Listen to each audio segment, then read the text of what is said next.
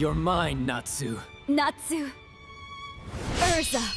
When passion turns to madness, even fire can freeze. Hello everyone, welcome to What If Natsu Dragnel Fell in Love with Yandere Erza movie. Before we start, please go support AlbedoKr for writing that awesome fanfic. This is the translated version I made. There will be some mistaken characters' gender, but of course Natsu is a male. This story will tell the adventures of Erza Scarlet, an adventurer. This girl loves dragons, but what would she say if on her journey she came across a peculiar dragon named Natsu Dragnel? If you want to know what happens, stay and find out. Prologue.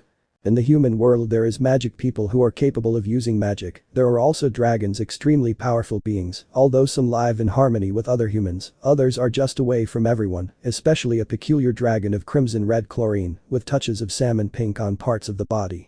And as you know, it is about Natsu Dragnel, a young dragon of 400 years, although he does not trust humans, and the reason, well, it is about Natsu being still young. Some humans who hate dragons had murdered his family, lost his mother named Irina. I know it is the name of Erza's mother, but I do not know what Natsu's mother is called, so it may as well be that name, to his father. The king of the fire dragons, Igneal, who had set a trap having as Irene Natsu's sister, a dragon younger than him of only 200 years, with the name of Miri. That was how Igneal had died, although Natsu was able to save his sister, since after that her father died Natsu had attacked the humans, killing him and saving her sister. Although they spent many years together, Merity knew of an Exiso to look like a human, and when seeing her human form, Natsu had to admit that this way she could go unnoticed without them, knowing that she was a dragon. On Natsu's side, he did not want to offer himself to a human, since he had a lot of hatred towards them, since they were responsible for his parents being dead. Merity in her human form brought food for both of them, since as I said many humans wanted to kill the dragons. One night Natsu decided to move, since every 3 months they said to go to another place, so as not to raise suspicions. Although Merity still held a grudge against humans, she knew that not all of them were bad, so once they had moved, Merity decided to live in the city where dragons and humans lived in harmony. Although Natsu did not think it was a good idea, he had to accept, since seeing his little sister happy he decided to accept, and she and Natsu said goodbye, although they promised to see each other again. Natsu would leave one night to another place near the kingdom of Fiori in a forest, without knowing that day many would change, since he would meet a very stubborn human. Narrates Erza. Erza, a 7-year-old girl since she was born, was amazed by the creatures called dragons, because for her Eren will be beautiful and powerful. She had a dream to see a dragon up close, and to be able to be with a dragon all her life, although it seemed like a pretty crazy and impossible dream. Since she was a child she never gave up, and never would Arya, although as a child, they always teased her that it was a silly dream. She lived with her grandfather by the name of Makarov, the master of the guild known as Fiery Tail, a particular guild, since they were known for destroying everything in their path. Erza admired her grandfather for being so strong. Erza had lost her parents in an attack against the guild, and her parents died sacrificing themselves for the guild of a dark guild. You can see little Erza at the window of her room admiring the moon, but something would make her stay looking at the moon for a long time, and it is that she saw a kind of creature that flew, and when she looked more closely she would see what it was, and it was a dragon, the creatures that she loved. Erza would be amazed by the dragon, although she thought she would never see it again, and even if it was only at that moment she had decided to meet that dragon again. But what she would not know is that their destinies were united. They only needed a push, and that push would be a mission that would change everything. The life of little Scarlet. In the life of little Erza, 7 years old, she had a dream to see a dragon, and this is what motivates her to want to be stronger. Many said that seeing a dragon in that city was impossible, unless she lived in Adolas where dragons lived with humans. Even so, Erza will not give up. It was always all of herself to fulfill her dream. Erza Makarov's grandfather, being the master of the Fiery Tail Guild, always supported his little granddaughter by making Lara train to be stronger. She always had a determined look when she wanted something, and always did everything possible to achieve it. This will be Erza's appearance as a child. Yes, I already know she is Ria's Gremory, but I liked her balls. Erza, being an 8-year-old girl, was quite pretty, and many masters from other guilds always wanted to reach an agreement that she would marry a member of another guild in order to have a union, although Makarov always refused to compromise his granddaughter, and even less Erza, since she felt that something, or rather someone, was waiting for her, and that it would be with whom she would marry, not with other members of other guilds. Although the masters always got upset for not achieving anything, and that made Makarov and Erza happy. Erza had been training for a few years and had improved a lot, but her grandfather still hadn't sent her on long-term missions, and that bothered little Scarlet, since she wanted to look for a dragon, but knew she wasn't strong enough to go on her own yet. So 7 years would pass where Erza was 15, where she is the strongest mage of Fairy Tail being an S-class mage. Also her beauty, also her body had developed quite a bit, and it seemed that her body matched her age. Many boys always tried to place her, but they always had other intentions, which was to take her to bed, although they always ended up in the hospital due to the strength of the Redeed. If they were smart enough they should not try that with her, if not then tell us that you would not have a nice Belisa. By having her best friend named Lucy she learned to be more feminine, although the fact that she is the strongest mage in Fairy Tail and many fools wanted to place her did not remain. Lucy always thought it was funny that Erza did not want to be in a relationship, and she always asked her why, and she always said that out there was someone better for her, and she felt that she should look for him. Lucy did not understand that there were boys who were very handsome, in addition to being from a good family. Yes, Lucy being from a wealthy family did not judge anyone, but Lucy wanted to marry someone good. Erza being Erza did not pay attention to that, since she was deep in thought because of a rumor she had heard from some vendors, that in the forest she heard a little girl that seemed to be big, given the sound that made the forest rumble, in addition to feeling an intense heat that emanated in addition to varying giant footprints that looked like a giant lizard. Humming out of her thoughts, Erza had run to the guild to tell her grandfather about the rumor she heard, and if it was what she believed it would be a dragon. In the guild. Erza, Grandpa, I just heard a rumor, and I think it's what I've been looking for since I was a child. She won't be able to contain her excitement and hope of seeing a dragon. Makarov, oh Erza, what is that rumor about? She seems to be very excited. The master already had an idea of what it was about. Erza, well, it's about what some sellers say they seem to see a creature shaped like a huge lizard. It was very excited like a child in a candy store. You could see that emotion so much that her grandfather laughed a little at his granddaughter's actions. Makarov, well Erza, as I see that you are very excited about it, you have my permission to find out what it is about. Erza was very happy hugging her grandfather and ran out very excited. Erza ran towards the exit of Fiori to go to the forest, where it was said that they had seen the creature. Already at the exit she decided to go to the forest following the route that the vendors had said they had followed. Inside the forest the Redeed walked carefully following the traces of burns on some trees, in addition to seeing the footprints that led her to a cave. If you could see Erza at this moment you would see her emotion. She entered the cave feeling the heat that emanated from the cave. The deeper Erza went into the cave the hotter she felt, although for her this heat she felt seemed pleasant and comforting, and without noticing it her cheeks had blushed at that thought. Shaking her head getting those sinful thoughts out XD she continued walking until she got tired, so she decided to rest for a while on a rock, which was strange, since it feels soft besides loving heat she thought. Erza, wait, the rocks are not soft, nor do they emanate heat suddenly. Where she was sitting would start to move making her fall and turn back. Seeing how everything would start to move and shake there, Erza with her eyes wide open in astonishment would see what she loved the most, a dragon. The entire scream would be heard in the cave, seeing how in front of her was a red dragon with parts of its scales pink for Erza. That color was beautiful, being amazed by the dragon that looked at her with its gaze fixed on her. Dragon human, you have enough courage to come to my cave, you know that I can kill you for interrupting my sleep. The dragon's voice was imposing, even though Erza was afraid in her life, it was the first time she felt that, although she also felt her heart racing like crazy, feeling her cheeks blush and stuttering, something that had never happened to her before. Erza, well sir, I just wanted to see a dragon. I'm sorry I didn't want to interrupt your dream. The nervousness she had at that moment, she didn't know why it happened to her, without knowing that inside her she felt a great warmth. Dragon human, I don't know why you want to see a dragon, but it would be better if you left here. The dragon sounded imposing staring at the Redeed, but Erza recovered by staring at the dragon with a determined look, but still having her cheeks flushed.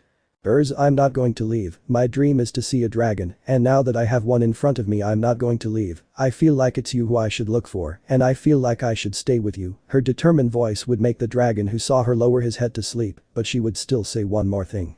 Dragon human, what is your name? For some reason, although I hate humans, I feel that you are different at the question. Erza would smile like a schoolgirl in love, although she had not realized that. Erza, my name is Erza Scarlet, and what's your name? Her smile never disappeared seeing the dragon in front of her. She felt that she had found the one she should look for, and she would do everything possible to not separate from him. Dragon, my name is Natsu Dragnel. At what was said Erza smiled more at the name of the dragon, and without thinking she would climb onto Natsu's head, but he did nothing, letting her climb onto his head and would lie down hugging Natsu's head. Erza, good night Natsu. Erza's voice sounded tired, especially when it was already night outside.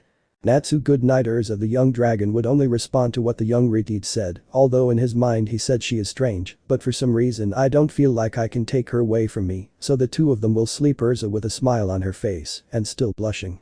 Meeting Natsu.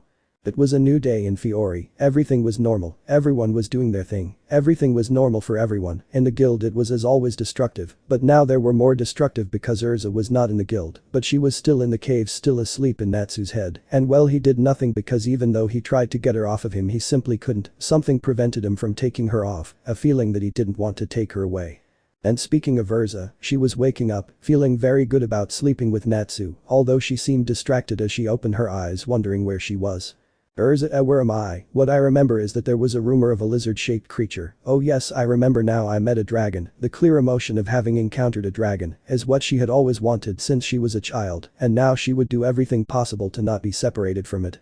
Natsu, you are very noisy human, you had the need to shout near my ears. I think I'm deaf now. The annoyance of the ringing in her ears was clear since the girl, even though she was only 15, had very strong lungs. Erza, I'm sorry Natsu, it's just that I still can't believe that I would meet a dragon. The creatures that I love the most as a little girl was what Erza now seemed like, still not believing that in her life she would meet a dragon. It was like living her dream, although her dream did come true. Natsu, yeah, well now that you've seen me I'm leaving, well to this forest alone, because no human had found me, humans are a plague, I really hate humans. Angrily Natsu would remove Erza from his head, lowering her, and starting to get up and leaving the cave being ready to go, but something would grab his leg looking down, and seeing that it was Erza who was hugging his leg tightly.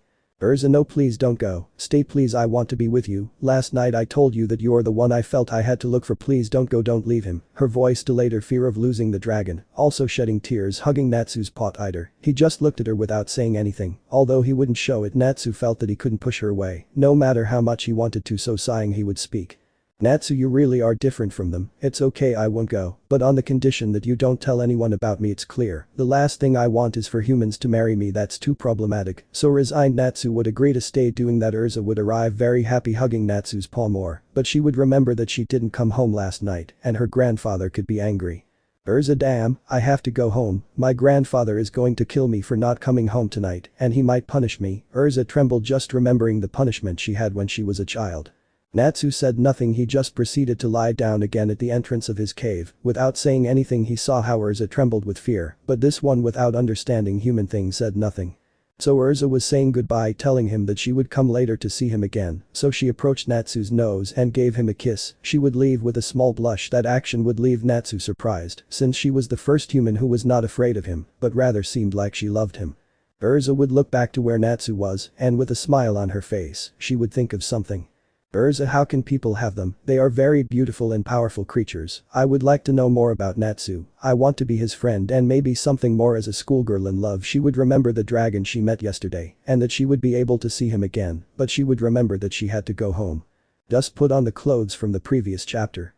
Erza would head home to prevent her grandfather from worrying anymore. On the way Erza would run into her friend Lucy, since she hadn't talked to her after she ran out to the guild to tell Makaro about the rumor, so she would decide to talk to her. Erza, hey Lucy, I'm sorry I left like that running yesterday. I had to do something. It was obvious that it was a lie since she promised Natsu not to say anything about him, although maybe she could tell her grandfather.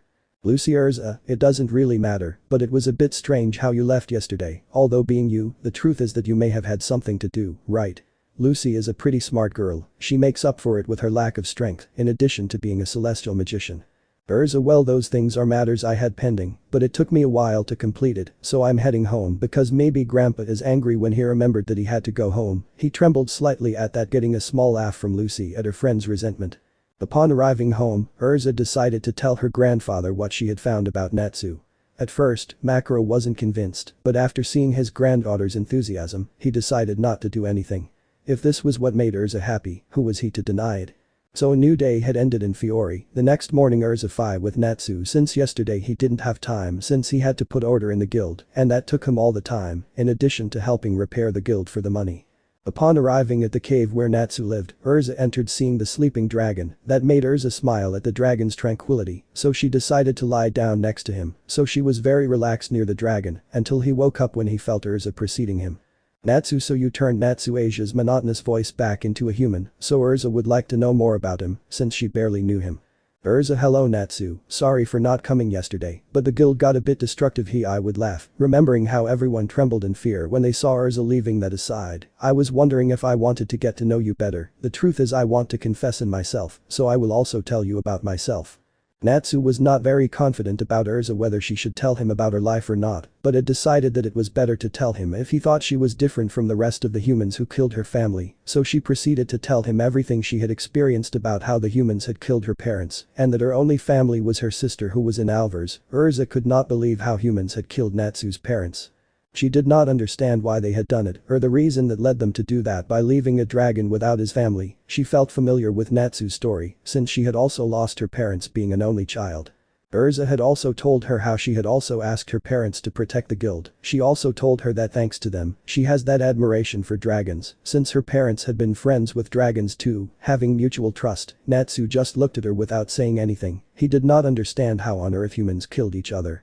Natsu, wow, I didn't think a human had gone through the same thing as me, although it may be that we look alike, we both lost our parents, our only family we have left, in my case it's my sister, and in your case it's your grandfather, although you have friends, so you don't feel that emptiness. Natsu's calm voice, so Erza snuggled up to Natsu smiling. Erza, even though I have friends I still remember my parents, also Natsu you will no longer be alone, because now I am your friend, and I promise you that you will not feel alone again. With her sweet voice, she made Natsu smile for the first time after the death of his parents. He had never smiled again, but it was only until he met Erza that he felt he would not be alone. Natsu, Erza, do you want to be stronger to protect your loved ones? At the question, Erza looked at him, nodding her head. If you don't want to be stronger, I will teach you an ancient magic that was lost after humans used it for evil. Erza didn't understand what he meant by that ancient magic, but if it were like that, she would do it more. Dragon Slayer training. The day began Erza's training to become a Dragon Slayer. The day began as always in Fiori. Everyone did the same, and the guild was still them. Erza woke up in her room quite happy since she continued to see Natsu, that dragon that made her heart race. Although she didn't want to admit it, she was falling in love with a dragon. Although it seemed strange, she knew her Natsu had told her that some dragons can use a human form, and yes, he also told her that he also has his human form. And Erza wanted to know what Natsu was like in human form, although he told her that he wouldn't and that she'd better concentrate tomorrow on her training. So Erza would get up from her bed and get dressed to train, but on the way she would run into two of her friends, Lucy and Juvia. Juvia, Erza-san, how are you? We haven't seen you around the guild for a while, have you been busy or are you on a date? Juvia looked at Erza with a look which caused Erza to blush since she never said anything about Natsu. Lucy, seeing Erza's expression, would laugh a little since it was the first time she saw her friend like that and she already thought that someone had stolen her heart. Lucy, tell me, Erza, someone won your heart. Maybe it was Gerald, he's a good boy, although at first he made mistakes, but he was good. Maybe it was him, Erza. Lucy wondered, since Gerald had said that he liked Erza, but she was never interested. Turning back to Erza, her face had changed to one of annoyance. Erza, please, I would fall in love with that idiot at least. Maybe I will thank him for helping me in the beginning, when I lost my parents, but only up to there. I will never like him. The expression on her face showed her disgust towards the blue-haired boy. Also, if someone else won my heart, besides I told them that I love dragons, so I don't have time for humans, and so she turned around saying goodbye to her friends, going to the forest where Natsu was. 2. When Natsu arrived, he saw Erza, who seemed upset, and being a dragon he became curious to ask, although it may not have been a good idea, since once his sister seemed to be in the same situation and asked, but it was a bad idea since Merity was chasing him angrily. Natsu, hey Erza, what's wrong? You seem upset. Erza is so deep in her thoughts that she hadn't realized he had arrived, and looking at Natsu, she went and clarified herself in her Natsu's paw, hugging him and confusing Natsu even more. Erza, it's just that my friends think I'm in love with an idiot, and it's not true. I'm in love with. She would start to blush and cover her face with her hands so that Natsu wouldn't see her blush. Natsu, as I know, you are ready to train. Since to want to use this ancient magic we will have to train your body to overcome your limits. In addition, you will be stronger physically and magically. So the dragon proceeded to enter Erza to overcome her limits. First, her training would be to increase her physical strength, so he had her do 1000 push-ups with some rocks on her back, in addition to doing other exercises that were strength and resistance. Natsu sealed his magic so that she would not depend on it in training, so she would spend 3 months increasing her strength. In those 3 months Erza had made Natsu open her heart more and letting some emotions out. Her relationship with Erza was like friends, since the dragon never had a friend, and Erza wanted to make Natsu look at her differently, more in a romantic way. Although it didn't seem interesting, she wasn't going to give up. That happened in 3 months. Another 4 months passed where Erza continued training. Now she trained the Dragon Slayer magic to transform parts of her body into those of a dragon, claws to hit with fire, lungs that inhale and exhale fire, a stomach capable of eating fire and drawing energy from it, increased senses, an improved nose capable of sensing smells of more people or things, in addition to sensing when someone is good or bad. All of that was what she trained. Although she had improved in the use of Dragon Slayer magic, she still could not use it well. So another 2 months passed where Erza could now use Dragon Slayer magic, although she shouldn't use it in public, in addition to using more of her gained strength, so Natsu told her to take a mission, but not to use her magic, so she could see the strength she gained. Erza: Natsu, what is the point of me going on a mission if I can't use my magic and ancient magic? Asking the dragon the reason, he would tell him that it was to see how strong he became physically, in addition to his magic. When the seal is released, his magic would increase. So Erza would go to the guild to look for a mission that was more about using physical strength. Erza, a beast, her clothes from the first chapter, since it was the one she met Natsu with. Bray: hey Erza, what have you been doing all this time that you weren't in the guild? Things got difficult, now there are more destructive people than normal. With his typical calm personality, he looked at Erza, but felt that she had changed or had more strength than normal. Erza: oh, it's nothing Gray, it's just that we're on a mission, it's just that I'm a little bored and I want to have fun. It was a lie, since she wouldn't tell him that a dragon was entering her to learn an ancient magic. Besides, Gray was one of the few people who didn't make fun of Erza's floor. The truth is that Gray paid her a lot, also Laxus didn't make fun of her, since she was his cousin. So Erza would go on a mission, but she would be accompanied by her cousin Laxus. It had been a while since they had spent a moment together as cousins. What Erza didn't know was that Laxus was also a dragon slayer, and he realized that Erza's smell was different. Laxus: hey Erza, I wanted to ask you something, but I'll just say it like this, why do you have a different smell than yours? The question left Erza amazed, since Natsu told her that a dragon slayer could identify the smell of another person on their body, and she remembered the times, well, most of the time, Erza was on Natsu's head or lying on his body. Erza: what are you talking about? Laxus like another smell. Erza got nervous, since she knew that her cousin might know about Natsu. Laxus: you're not fooling me Erza, you have the smell of someone else, what are you talking about? Erza. Laxus stopped walking to face his cousin, and she, without any other options, proceeded to tell about Natsu Sueno no Dragon, that she had found him although he was quite hostile with her, but she was able to gain his trust. Besides, sometimes, well, all the time she slept on top of him or next to him. Laxus had listened to everything she told, and understanding why she didn't say anything about it. He promised her that he wouldn't say anything, but he would like to face her when his training was over to see which dragon slayer is the strongest, and then the two of them would clash fists as a promise. Erza's mission began, but if she travels she will find out something that will make her angry towards a blue-haired man. If you want to know what happens, stay and see you next time. Mission: discovering a truth.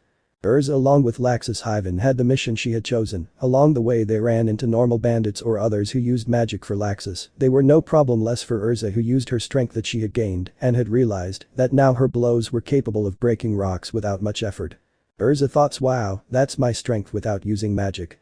I want to see if I'll be that strong when I use my Dragon Slayer magic. Just thinking about that made the Redeed get very excited, being visited by her cousin, who just looked at her with a drop in his head, thinking about how childish she could be. Erza and Laxus had finished off the bandits, so they headed to their mid-ion, which was to finish off a creature that fought using its fists and magic didn't hurt it. This excited Erza, since with the bandits she had held back so as not to kill them, but with the monster she didn't need to hold back. The place where the monster lived was in the forest of the Fire Mountains. Erza thought that it could be a good place for that monster to live, or Natsu, since it was a fire dragon. So Erza and Laxus had arrived, but what they saw left them stunned, since the forest was submerged in fire, but a dark blue fire. Laxus had smelled a strange smell, as had Erza, but they did not know what it was until they felt someone behind them, and it was Jurl. Oh, hello Erza, I haven't seen you in a while, what are you doing here? If it was Jurl, who always tried to flirt with Erza, but she always rejected him. Laxus never liked her, he had other intentions besides that. He seemed to be hiding something. Erza: it's your boss, what do you want? We are busy on a mission. Her tone was cold with him as always, but this guy seemed not to understand the word surrender. Jurl: oh come on beautiful, don't be like that with me, let's go somewhere else and talk more calmly. Erza already knew her intentions, many always did the same thing to her, but she always sent them to the hospital. Laxus: hey idiot, watch how you talk to my cousin, if you don't want me to kill you. Laxus could be very overprotective with Erza, but he was, since he found out about the death of his uncles, and he had decided that no one would touch his cousin. Jurl: oh it's you, I see that you're still an idiot when you don't read the environment, so shoo go over there and don't bother us, because we want to have fun. Oh well, this idiot had just sentenced his death. The blue-haired man hadn't seen the blow that Erza gave him, causing him to crash into some rocks, in addition to having a rather cold but angry look. Erza: you better watch how you talk to my cousin, you can talk about me all you want, but I won't let you insult my family. Being quite angry, she hadn't noticed how the air was getting hotter due to the increase in its temperature. Jurl had gotten up in pain from the blow, he didn't know that she hit very hard, and when he hit her, he saw how Erza's hand was giving off some fire. Girl, wow, so you're also a dragon slayer. Wow, I thought Laxus was the only one, but it seems not. That fire reminds me of when my parents killed a couple of dragons, but a bastard who was hiding attacked my family, killing them. I will never forgive him. He was lucky that he attacked them from behind. He would have killed that dragon we had as a reign, ha ha ha ha ha. The blue-haired man remembered that moment. It seemed that his sanity had gone. But what he said brought back a memory of something Natsu had told him. Flashback. Erza, Natsu, you may be upset about this, but why do you hate humans? I know you told me that they killed your parents, but you only told them that. Erza looked at Natsu, who just looked at her and lowered his head to her height. Natsu, well, the humans stayed with my parents and are about to kill my only sister I had now. I was full of anger that I set a trap for them by killing the bastards who killed my parents.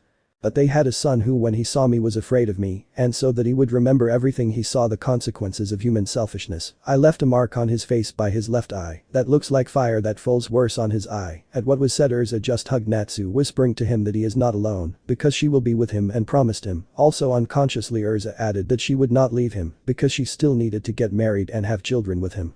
Which left the dragon amazed and somewhat blushed, while Erza had blushed more than she could, denying telling him to forget that, causing Natsu to laugh. End of flashback.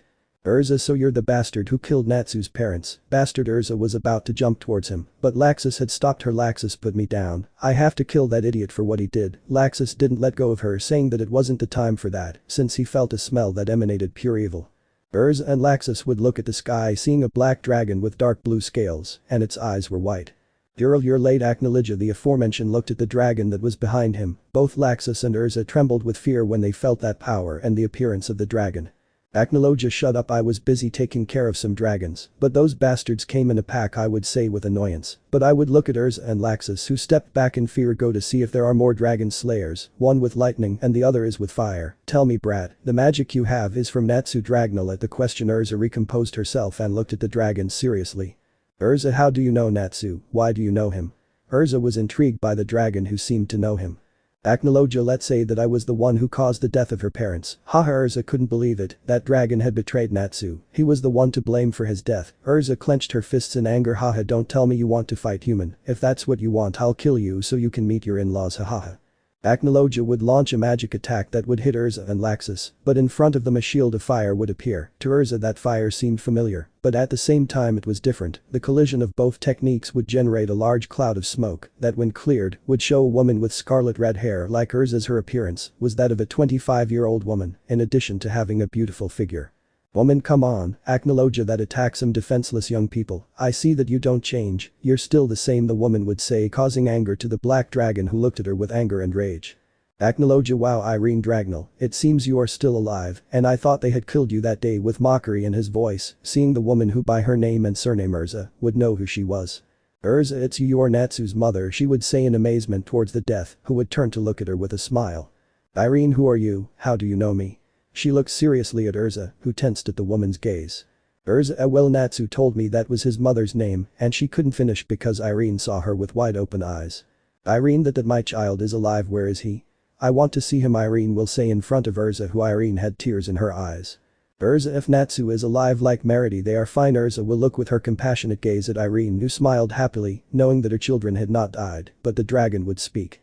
Acknowledge. Enough is enough, this is over, even if he is alive I will kill him. There cannot be two dragon kings. Acknowledge would attack the three that were there, but Irene's body would turn into that of a dragon, knocking down the black dragon. Acknowledge would be thrown by the blow that Irene gave him, and she this time would grab Laxus and Erza, taking them away from there, but in their human form, so that Acknowledge would not see them. Already quite left of the two, Erza was still wondering how she was alive and why she hadn't looked for Natsu and Merity in all this time. Irene, I know you have questions about me, Erza, let me explain the truth of why I'm alive. It was because when they left me it wasn't serious, but I was unconscious.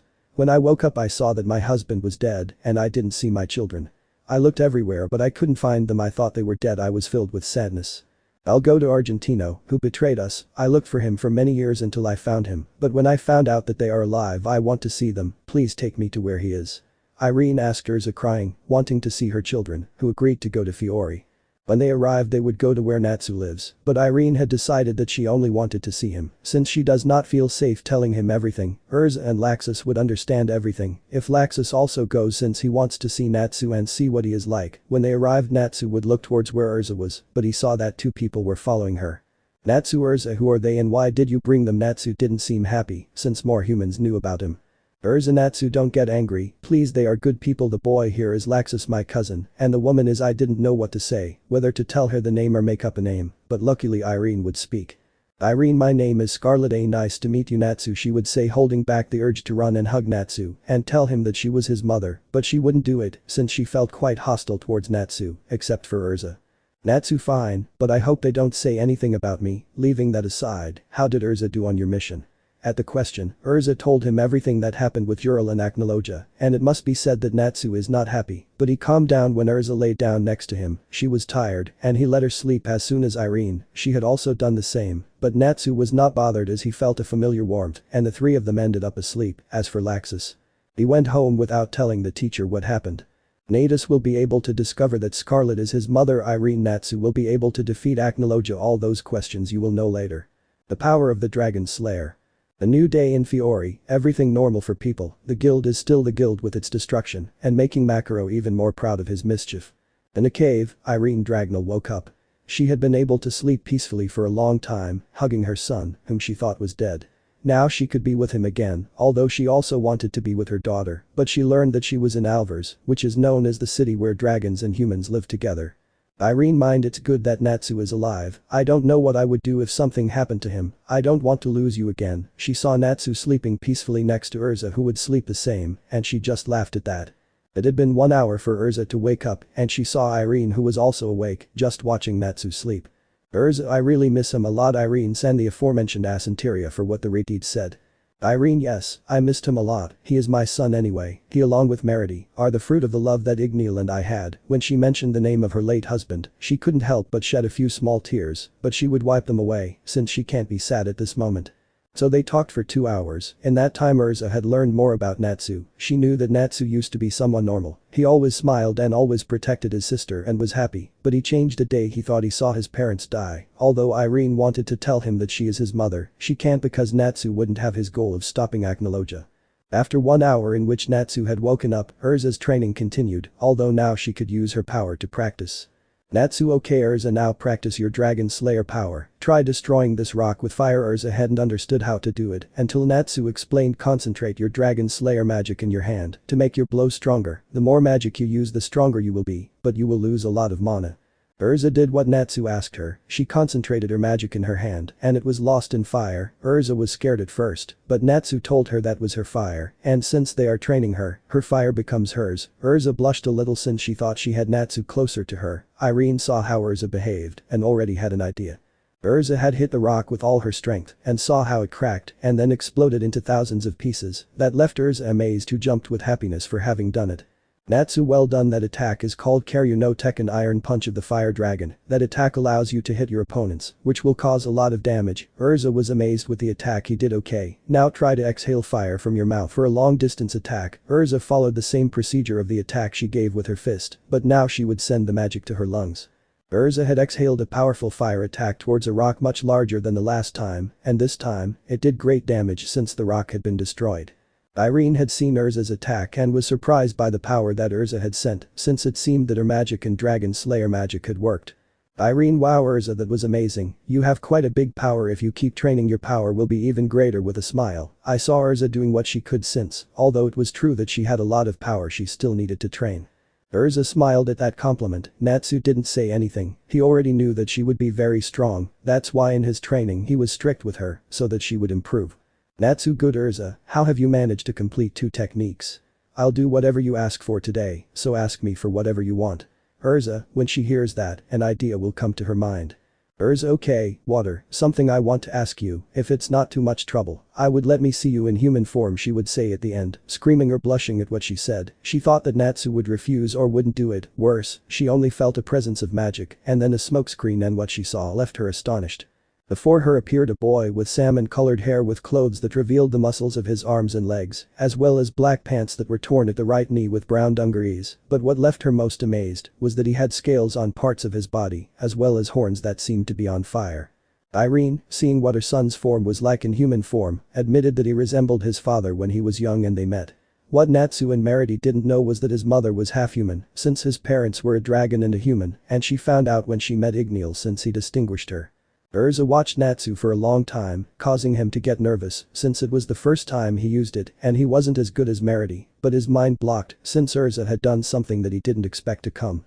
That's how it was, Erza had kissed Natsu on the mouth, since if she loved him as a dragon in his semi-human form, she fell in love more. Natsu didn't know what to do, and the only thing his mind did at that moment was block himself. Yes, his mind blocked himself, since he didn't know what to do, and he was left with a stupid face. How do I do it XD? Natsu no longer knew what to do, he just stood still while Erza hugged him, although Natsu and Erza were blushing at the kiss, and Irene just laughed at what happened, since she knew that her son was not good at relationships, much less at human relationships. They no longer knew what to do. On one hand Erza was quite happy, since she saw Natsu in human form, and kissed him without being able to contain herself, and on Natsu's side he said, "We're leaving now, what to do?" It was the first time they kissed him, and he didn't know how to react. On Irene's side, she was amused by what happened, since now she knew about the feelings that Erza has for her son. Irene, I see that both of you get along well. Fufu, she was just making fun of what happened, whereas she saw that Natsu fainted because of so many things that happened apart from the fact that he had used a lot of magic. The new day had ended in Fiori, but things between Natsu and Erza begin to see a feeling for a certain dragon. In addition, Irene will tell Natsu the truth about what happened to her. If you want to know more, we will see you until the next episode. Bye. The normal girl.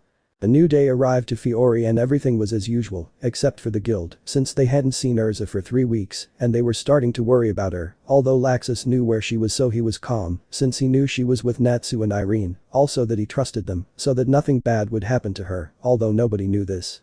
Look, where will Erza be? I haven't sold her in the guild for 3 weeks. She will be fine. Mira was an albino girl with a very developed body, having chlorine blue eyes, as well as being Erza's friend rival.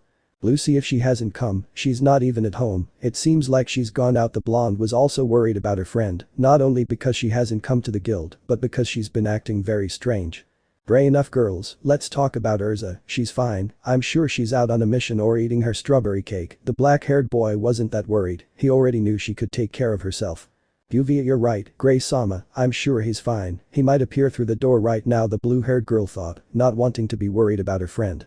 Gaggle, but I still hope it doesn't take today. You saw how we left the guild after yesterday's fight. Gaggle was another member of Fairy Tail like Juvia, since they arrived after they defeated the dark guild known as Phantom Lord. While this was happening in the cave, you could see 3 sleeping figures who were Natsu, Erza and Irene, but they were both hugging Natsu as they felt his warmth. In Erza's case it was because she liked the heat emanating from the dragon, in Irene's case, it was because she hadn't seen her son for a long time and wanted to be closer to him, in addition to missing the warmth of her son when he slept with her. Irene would wake up seeing that her son was still sleeping, she did not want to wake him up, so she left the cave in silence, as did Erza, who had also woken up. Irene, hello Erza, it's a nice day, don't you believe it? Receiving an accent from Erza for the day that was today. Erza, if Irene has a good day, the guild will probably be a mess right now. With amusement Erza remembered the scared faces of the guild when she arrived. Irene, Gigi, I wanted to see your guild, they seem like interesting people. Irene felt a rather powerful presence, but she would smile upon knowing who it was. It's been a long time since we last saw each other. Sayla, you come to see your master. From the forest came a female figure of a woman with straight black hair, horns on her head, and a dress that showed a lot of her bust, as well as a skirt that showed a lot of her legs, as well as stockings that reached her thighs and small black boots. Sayla, it's been a long time since I last sold Irene-sama, I came to serve my master again. Where is Natsu-sama? Erza. Upon hearing that Natsu was there, Erza became jealous since Sayla was quite pretty in addition to having a good body, and Erza began to imagine that Natsu no longer loved her for being with her. Irene saw how Erza was and laughed a little at how paranoid she could be, although Irene knew that Sayla was in love with her son, which is why she had offered herself as Natsu's servant. Sayla had already seen Erza and wondered who she was, and if she was for her Natsu-sama, she would approach Erza to look at her closely, although that made Erza uncomfortable because of her gaze. Sayla, I introduce myself, I am Sayla, I am the servant of my master fiancé Natsu-sama, may I know who you are? The black-haired girl asked Erza, but when was she going to answer? Natsu. Sayla, it's you, haha, it's been a long time since we've seen each other, how have you been? Natsu seemed like a different person since he was kind to her. Natsu was still in his semi-human form, since it would take him 2 weeks to return to normal. Sayla, I'm fine Natsu-sama, I was wondering who she is besides her smell. Sayla wasn't a dragon slayer, she was a demon, but she could also identify the smell, especially if it was Natsu's. Natsu, or if it's true, she is Erza Scarlet and I'm training her to be a dragon slayer. Natsu smiled, showing pride for doing a great job training, But I'm not going as Erza and Sayla looked at each other seriously, while sparks seemed to come out of their eyes. Erza Natsu, how come Sayla is your maid, and why didn't you tell me? Erza was pouting, puffing out her cheek, to which Natsu just got nervous. She already knew that look, especially when her sister Merity did it when she didn't have her with her. Natsu, well, this is Sayla, and as she said, she is my servant. She took care of me when I was a dragon cub, and for being a demon she did her job very well. We played together, we bathed together, we slept together, and so on. Natsu didn't realize how that sounded. She seemed to be declaring that they were a couple, and Sayla had blushed because of what Natsu had said and covered her face with her hands so that they wouldn't see her blush. Sayla, po, please Natsu-sama, don't say that. She stuttered at what Natsu said since she was embarrassed by the things he said about her. Irene didn't know that she bathed with her son when he was a child, but she decided to talk to her afterward. For Erza Sayla, it was quite strange since she seemed to be in love with Natsu, and it seemed that she would do anything for him, and that seemed no longer normal according to her.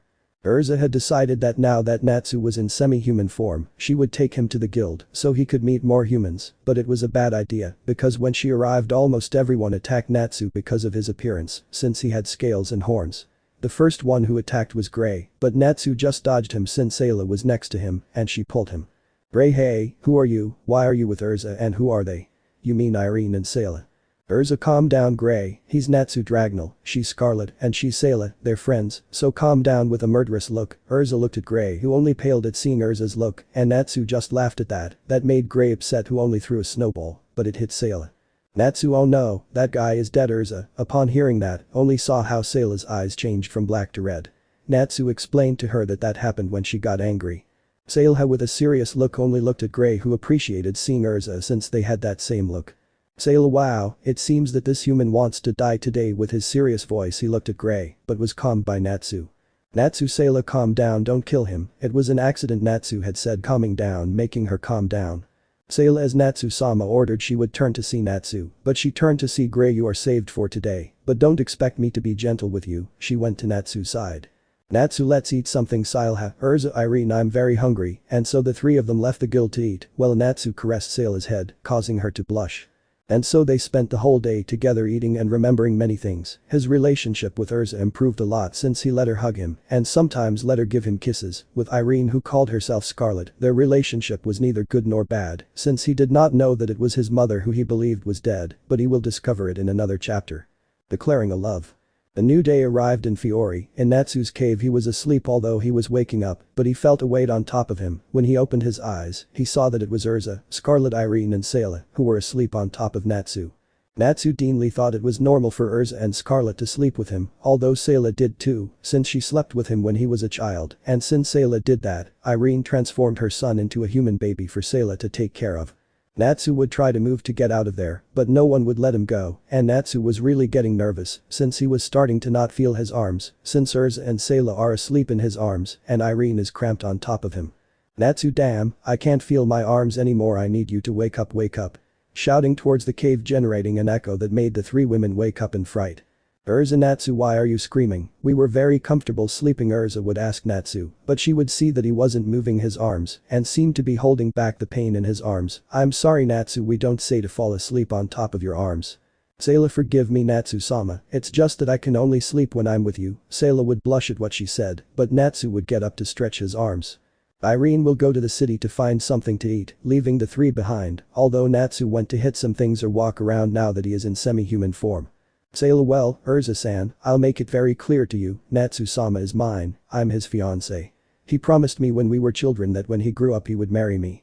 In response to that statement, Erza, I don't know, it's useless, she already knew that could have happened. Erza, come on Sayla, well I can tell you that I've gotten along really well with him since he started letting me sleep next to him, plus I was his first kiss and it seems like he liked it, so I have a better chance of being his partner and marrying him. That comment made the demon's blood boil since she wanted to take her first kiss from Natsu. Sayla, fine, but then I'll have to take away her first time at that, and I'll give her my first time to my Natsu-sama Jiji, I called her. I was already dreaming of being with him, having her first time Jiji. Maybe we leave and have a little one there, although there's something I was wondering about, and that is what you liked about Natsu-sama. Erza boo, well, I've always liked dragons. My dream was to find a dragon, and it was because of that dream I had that I met Natsu. When I met him he seemed quite hostile at first, but I didn't give up. I was persistent until he let me be with him. Since then I started to like him, and even though he's a dragon and I'm a human, I don't care because I love him. At that statement, Sayla looked at her without saying anything, although she knew now that she was a good person as well as being trustworthy. She could see why Natsu held her in high esteem. Well, now you tell me why you like Natsu.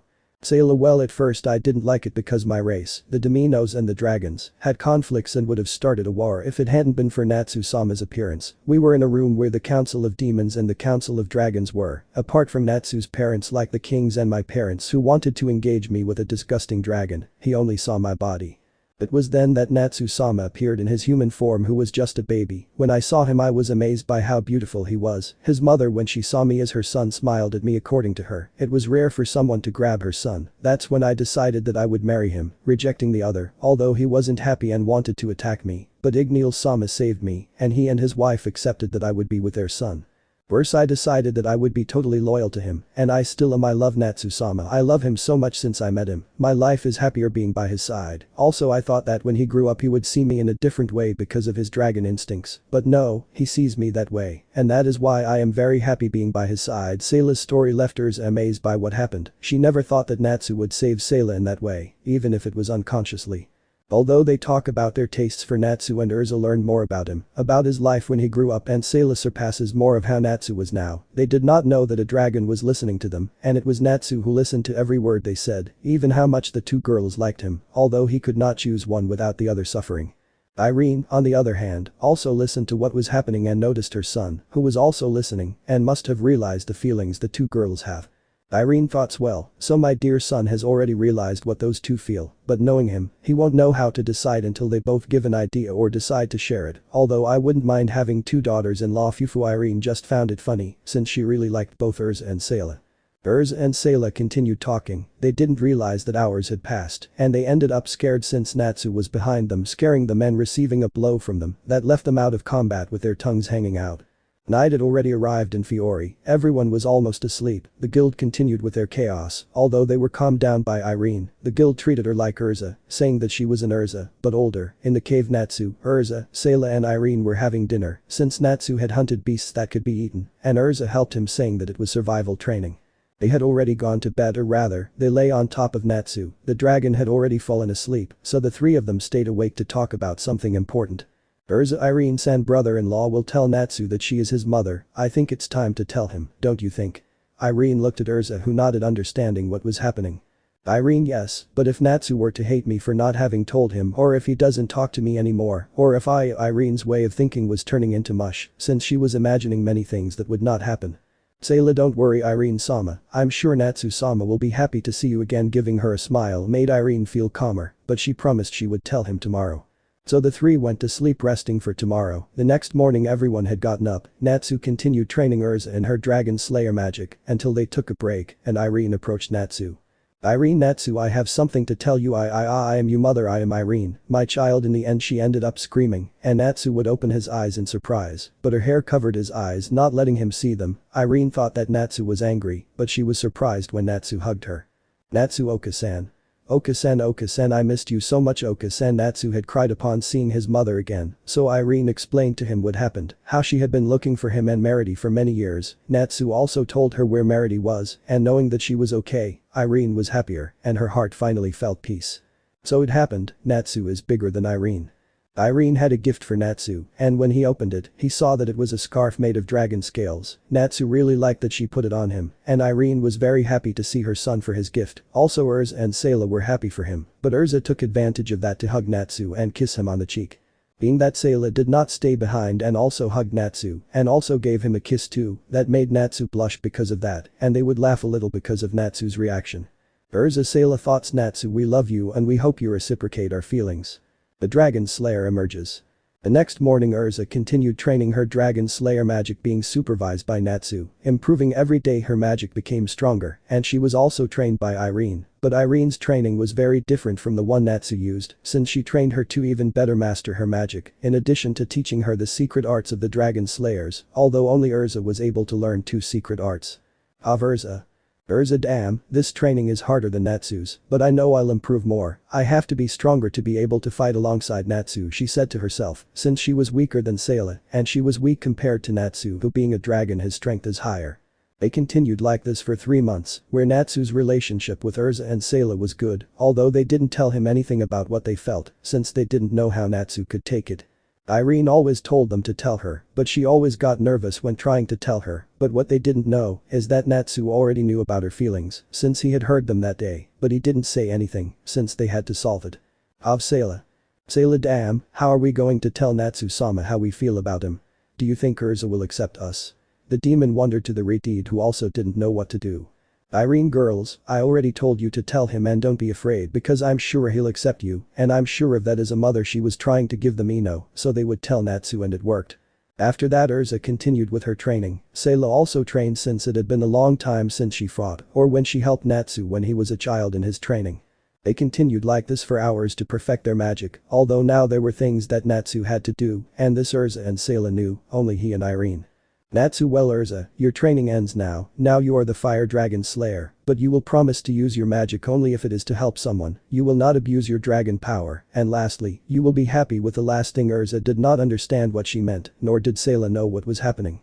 Erza, I promise you Natsu that I won't let you down, I'll help with my magic whoever needs it, and lastly Natsu, there's something that Sayla and I want to tell you, but I don't know how you'll take it. Natsu already knew what I was going to say, but I wanted to see if you were capable of saying it. Erza, Sayla, Natsu, we like you and we love you. Natsu could only open his eyes in amazement since they had told him, but they had also said it to the 4 winds. Sayla, Natsu-sama, I know you can't choose just one, that's why we decided to share you with her, if you don't mind. Her gaze showed pure sincerity, and Natsu just smiled. Natsu, well there is something that I will also tell you, I already knew your feelings for me, I heard you talking that night. Both Erza and Sayla had blushed enormously. Haha, well also tell you that when dad died the title of king of the fire dragons was passed to me, and the king can choose a single female or more. Erza, that means that we can be with you without you choosing one of us. Natsu just agreed with that, now both Erza and Sayla were his women, and they couldn't be happier. Sayla, Natsu-sama, can I show my true form? He timidly asked his partner to receive an acknowledgement, and Erza wondered what true form he was referring to. Sayla's body began to shine, enveloping her entire body to appear to the same Sayla but now having horns, showing that she is a demon. She smiled knowing that she was showing her true form, since when she was in the human world, she hid her true form from everyone, since only Natsu could see her like that, according to her. Sayla, it's good to be able to be in my true form, being in human form for so long made me much weaker now. Not only did I have stories, but now on my left shoulder I had a mark, the mark belonged to the dragon race, to the king of the dragons Natsu Dragnel, just like Sayla, Erza had the same mark on her shoulder, showing that just like Sayla, they also belonged to Natsu, her beloved. Natsu, the mark on his arm will protect them if one day they try to do something to them, their bodies will be wrapped in my fire protecting them from anyone who tries to do something to them. Erza and Sayla were more excited since their beloved Asta protected them, and they now kissed Natsu on the mouth, who gladly accepted. Irene was more than happy for her son, who now had 2 women who loved him. They had decided to celebrate it and spent the whole night celebrating their engagement. The next day Erza and Sayla had woken up since they did not feel Natsu with them, and they looked at all sides of the cave, only seeing Irene standing at the entrance of the cave with her hands behind her back. You could feel the sadness that emanated from her, but she did not show it. Sayla, Irene-sama, where is darling honey? She left in the morning, asked the demon to Irene, but she didn't say anything, she just gave them both a letter. From Natsu to Erza and Sayla. Hello girls, I know you're wondering where I am. Well, how do you know? Erza, you're now a dragon slayer. And your job is to hunt dragons. So you'll have to hunt me down if you want to, but if not, just look for me, I know you can find me. I want to tell you that I'm sorry if I'm not with you, but don't forget that I will always love you with all my being. Also Erza, now that you are a dragon you will only fall in love once and with only one person, so if you want, look for me to be together, look for me with Sayla, I know that both of us will achieve it. We love them, my dragons. Sincerely, Natsu Dragnel. To her dragons. P.S. I have a gift for both of you, and I hope you like it. Don't forget that I love you both.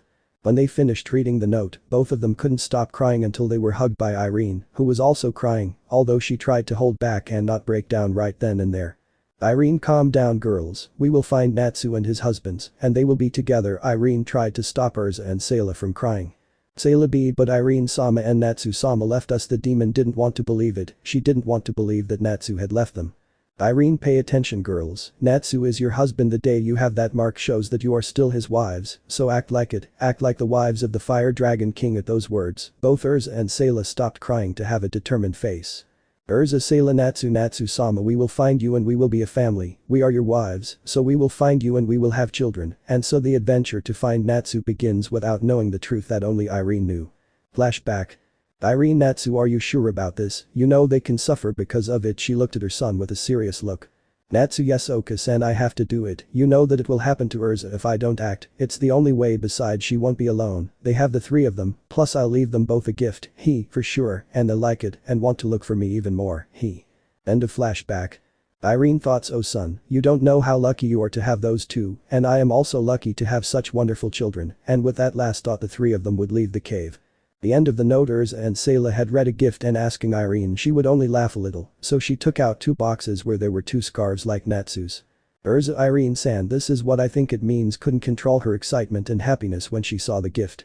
Sayla, Irene-sama, this is beautiful. It is decided we will look for Darlin, and we will be a family because we are Sayla Dragnel and Erza Dragnel, the wives of the Fire Dragon King, and so they would leave to look for Natsu, but first they had to go to the guild. Erza had to tell her grandfather what she would do, she would look for her husband. They would go to the guild to look for the master to tell them that they would go on a search. They would arrive at the guild and everyone was fighting as always, but they would stop since they saw Erza. Erza, where is grandpa? Everyone would say to him who was in his office. Erza and Sayla would go to the office. Upon entering they would see Makarov looking at some papers.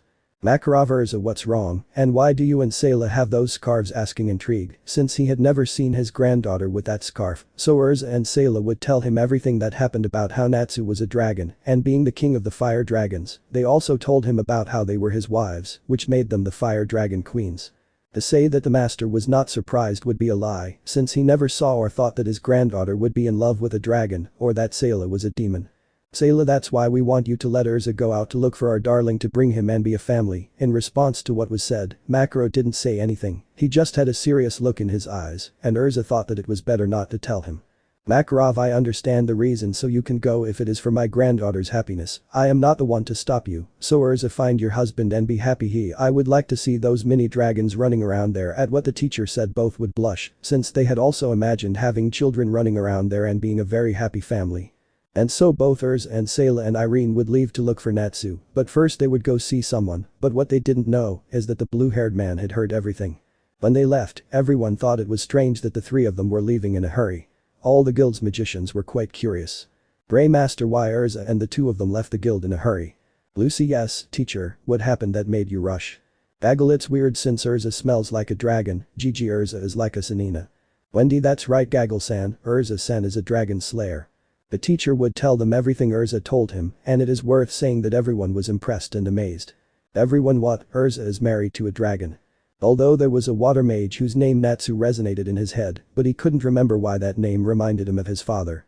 When he flashed back, the little girl with blue hair is seen next to a male figure, although his face could not be seen, the girl was a girl of only 5 years old.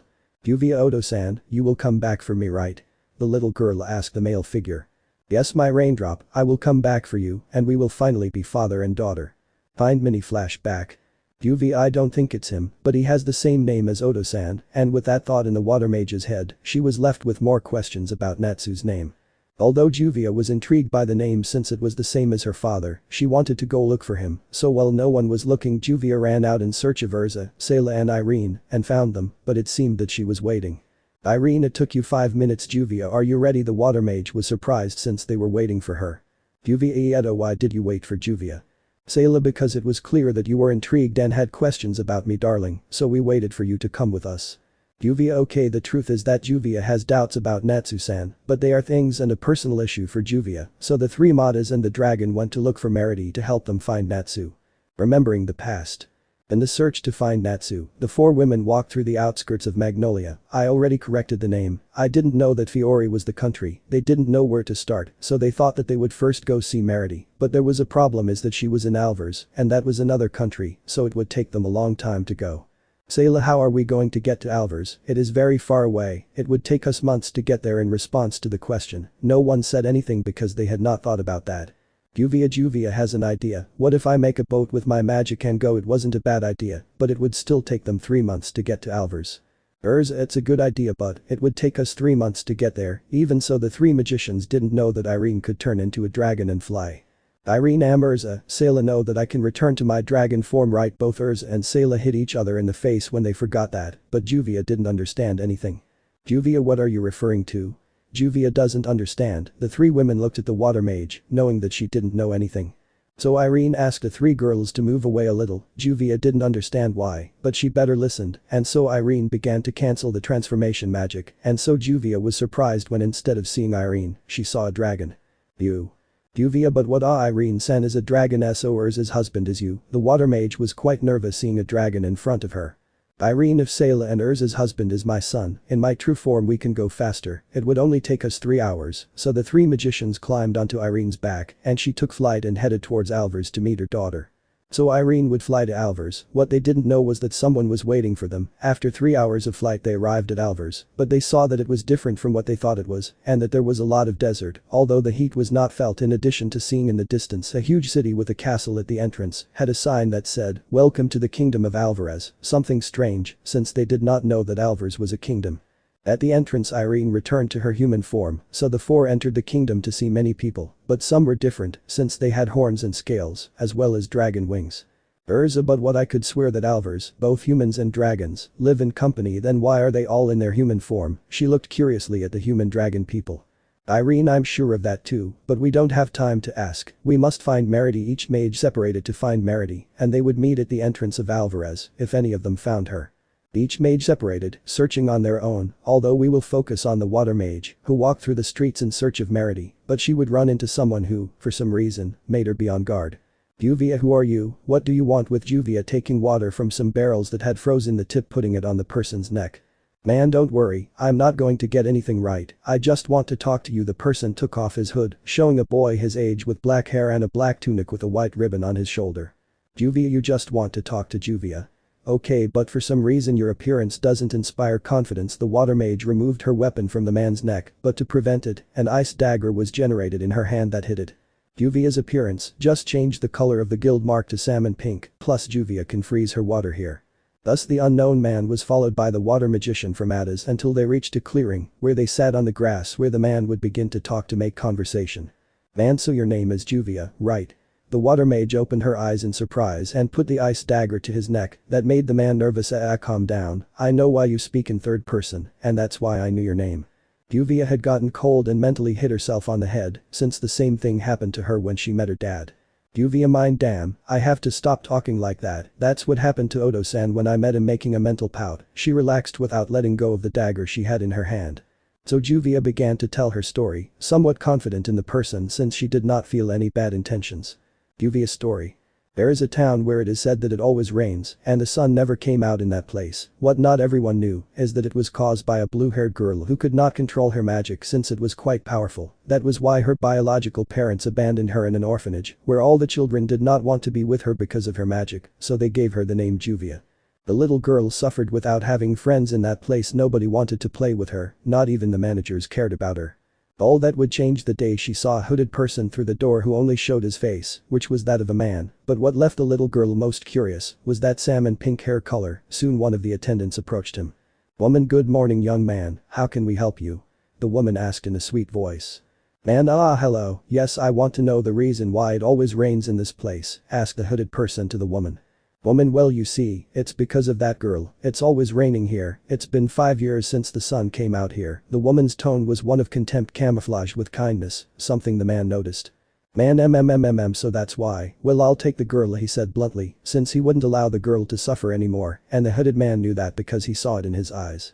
Little Juvia, upon hearing that he would take her, could not hide her happiness, since she would finally no longer be in that place where they did not want her, but the woman seems not convinced by that.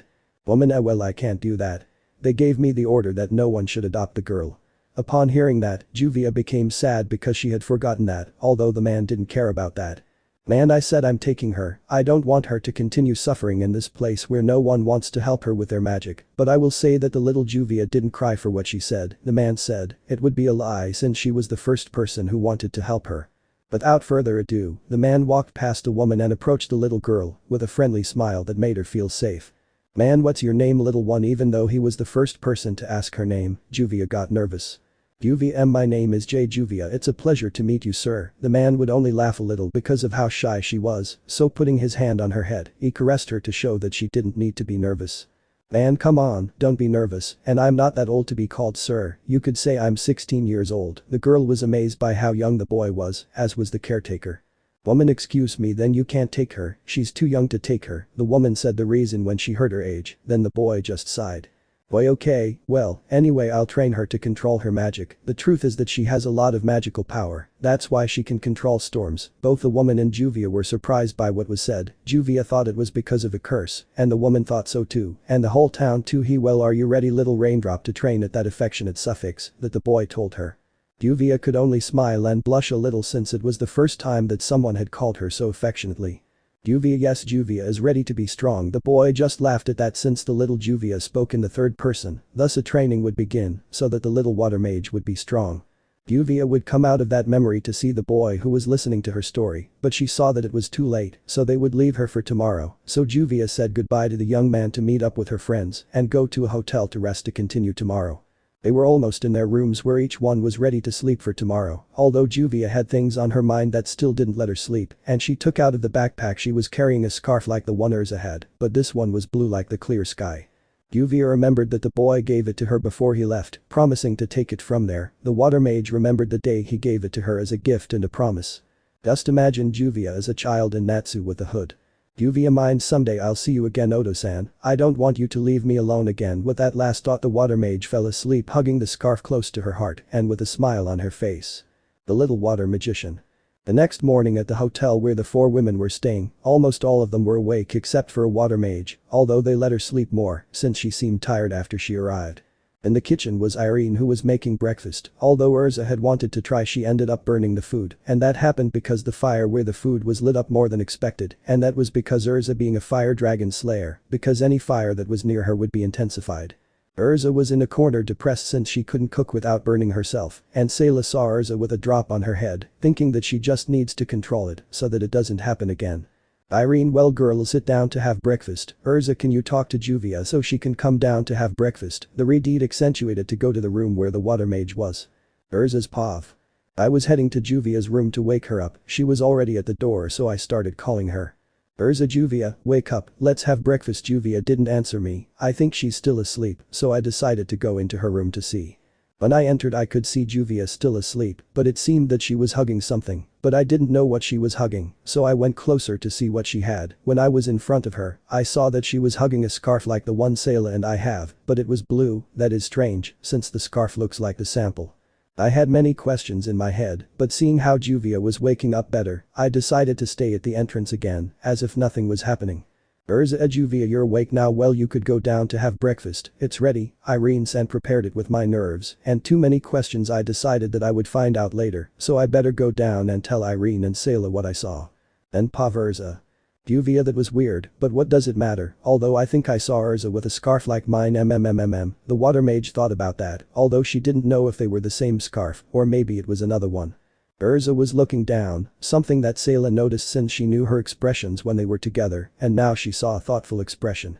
Sayla, hey Erza, she was fine, you seem thoughtful, something happened up there. You could see the demon's concern for her friend, but she saw that she was still thoughtful. Hey Erza, with a scream she brought Erza back to reality. Erza, I'm sorry, it's just that something has me thinking. Do you think Juvia is hiding something from us? Sayla. At the question, Sayla began to wonder about the behavior of the water mage as well as Irene, because it seemed that she was hiding something else if it was about Natsu, since she seemed quite interested. What they didn't know was that a water mage was listening to them, but she wouldn't say anything. She knew that coming would also bring doubts, or that they wouldn't trust her much, but she only has one goal. To find her father wherever he is. Juvia would just go down as if nothing had happened, so they had breakfast and continued looking for Merity, but once again Juvia runs into the young man from the other day, but taking her precautions again, she lived to create an ice dagger in case something bad happens. Flashback. Boy, well, let's practice your handling of your magic. By having too much you are able to control the weather at will, so first we will see that, so the hooded boy would be helping the little Juvia to handle her magic better. So a month passed where Juvia had improved a lot, but her emotions still influenced her control over the weather, but as long as she was happy it wouldn't rain, but if she was sad or angry, it would cause a disaster with the rain. Boy, very well Juvia, you are improving, now that you have no problems with your magic control, how about I teach you an ancient magic, but you should not use it for evil, only when required you will use the magic, okay? The boy looked at her seriously, to which Juvia nodded in affirmation. Juvia, girl, what are you referring to? Ancient magic? Juvia doesn't understand, being a girl she didn't know much about magic, much less what the boy is referring to. Boy, well, how do I tell you? You could say that it is one of the first magics that existed more than 400 years ago. Juvia's eyes lit up upon learning that, especially why she would learn to use that magic. Juvia, girl, it's okay, Juvia wants to learn it. Juvia wants people to stop hating me for something I couldn't control. There was determination in her eyes that made the boy smile the whole time he was with her. So 2 years passed where Juvia learned that ancient magic, although she still did not know what it was about, since the boy never told her what it was about, he only told her to use it to protect others and to be happy. Now Juvia was 7 years old, she was waiting at the entrance of the orphanage for the boy who in 2 years had never told her his name, but that thought went away when she saw the boy approaching her with something behind his hands. Boy, wow, you've been waiting a long time, haven't you? Juvia, the boy would say to the little water mage who only attended since she had been waiting for 30 minutes. Well, I'm sorry about that, but now that you've mastered the ancient magic that I taught you, I want you to have something. The boy gave a blue box to Juvia, who was only amazed since he was the first person to give her a gift, so her eyes began to fill with tears when she opened the box. What she saw she liked, it was a scarf as blue as the sky. Juvia, girl, Juvia likes it, it's so beautiful, it's the first time someone gives me something. Juvia couldn't hold it in any longer and hugged the boy, who hugged her back too. Boy, I'm glad you liked it, since I'll have to go, I have to go to a place where they need me, but we'll see each other again. At that Juvia didn't want to let him go, he was the first person who showed her affection and took care of her. Although the promise of seeing each other filled him with the hope of meeting him again, he still had some questions. Juvia, girl, well, Juvia wants to know your name. The boy was surprised since it was the first time she asked him for his number.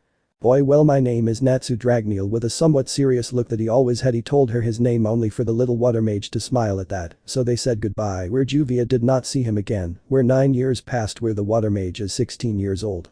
End of flashback. Juvia just sighed with nostalgia, remembering that moment. If it hadn't been for him, she might still be in that place. When she learned to control her magic, she left that place and arrived at Fairy Tale, where she was able to meet many friends. The young man, upon hearing her story, was quite shocked, as her story is very beautiful and lovely and somewhat tragic, although his thoughts vanished when he saw some men approaching them. Man, thug, wow, what do we have here? If it's the Prince of Alvarez, Zarif Alvarez, hahaha, it's our lucky day, and also a pretty girl. I'm going to have a lot of fun with you. Pretty, the man whose appearance was unpleasant just by looking at him. But Juvia was just shocked since the one she was talking to for a long time was the prince of this kingdom, but she didn't see how one of the madams was a magician and cast a spell towards them, and a few meters away were Erza, Sayla and Irene, who were going to help Juvia, but what she saw left them impressed and shocked. Juvia Karyu no Hoko, rigid water dragon. Water did not come out of her mouth as many would think, but rather it was a bluish fire with jade green touches. More girls seeing that attack that Juvia did only thought one thing. Erza, Sayla, Irene, she's a dragon slayer, they said in unison as they saw how the fire was going away, revealing the water mage standing and looking seriously at the madams. Erza, that fire has a jade green touch like the Sayla, like Natsu's eyes. Irene, my son trained another girl. They couldn't believe that Natsu had trained the water mage without them knowing and that he hadn't told her anything. Juvia, as Odo-san would say, I'm on. Juvia's truth. We place you where we left off. Juvia had shown that she was a dragon slayer, although they didn't know why Natsu hadn't told them anything, and now they understood why Juvia wanted to accompany them, although there was a question that the three women had. If Juvia is a dragon slayer, then Juvia was Natsu's daughter, was the thought of the three women, since they thought that Natsu had a daughter before meeting Erza. Both Erza and Sayla were quite upset since that meant that Natsu had a wife, although Irene found this quite funny since it meant that she was a grandmother. Just thinking about that made her very happy. Returning to Juvia. The bandits attacked the water mage wanting to hit her, but it was impossible since Juvia always countered them with her magic to defend herself for Prince Zarif. Man, bandit, damn, that damn magician makes our job quite difficult, damn it, just finish her off. The bandits continued attacking Juvia, who, already tired of being bothered, decided to finish off as many bandits as she could. Juvia, I'm tired of you. Juvia doesn't have time for nonsense. Let's end this once and for all. The water mage's arm was surrounded by blue fire with jade green as well as water dragon claw. The attack hit many bandits head-on, who were thrown against some houses and establishments, although some managed to withstand the attack of the water mage, but without coming out unharmed since they had wounds all over their bodies and the one who appeared to be their leader had some wounds. Man, leader, you are strong, but not enough to beat me, haha, this is over, magician. The man began to concentrate a large amount of magic in a powerful attack, who concentrated the attack more to launch it at him. Juvia thought, damn, Juvia still isn't used to Odo-san's magic, but Juvia can't give up until she can see you again. Natsu Odo-san, Juvia's body not being used to using that magic got very tired, and also by not using it constantly, her body didn't assimilate it completely. When Juvia was about to be hit by the attack, Erza stood in front of her to counterattack. Erza Kiryu no Haku.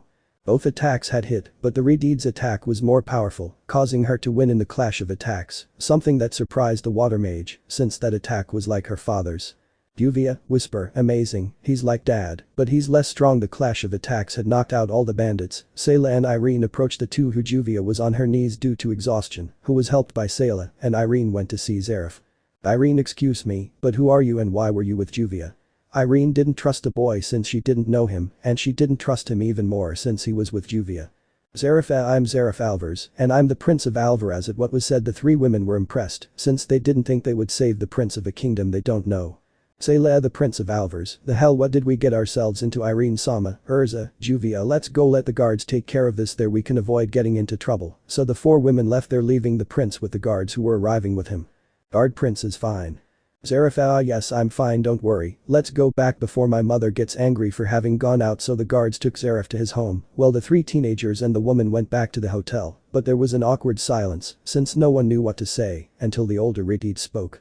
Irene, Juvia, I think you have something to tell us or not. Faced with that question, Juvia became stiff and didn't know what to say, because she didn't know whether to tell them or not, since she doesn't know that the one they are looking for is her father. Juvia's pav. Damn, Juvia doesn't know what to say. I don't know if I can trust them, I don't know much about them, but the truth is, I have to tell them if I want them to trust me, so Juvia has no choice. Juvia, well, as I say, I really don't know if the one you're looking for is the same one I'm looking for, but I think it's the same one. Juvia really doesn't know how to say it, since I'm not good under pressure.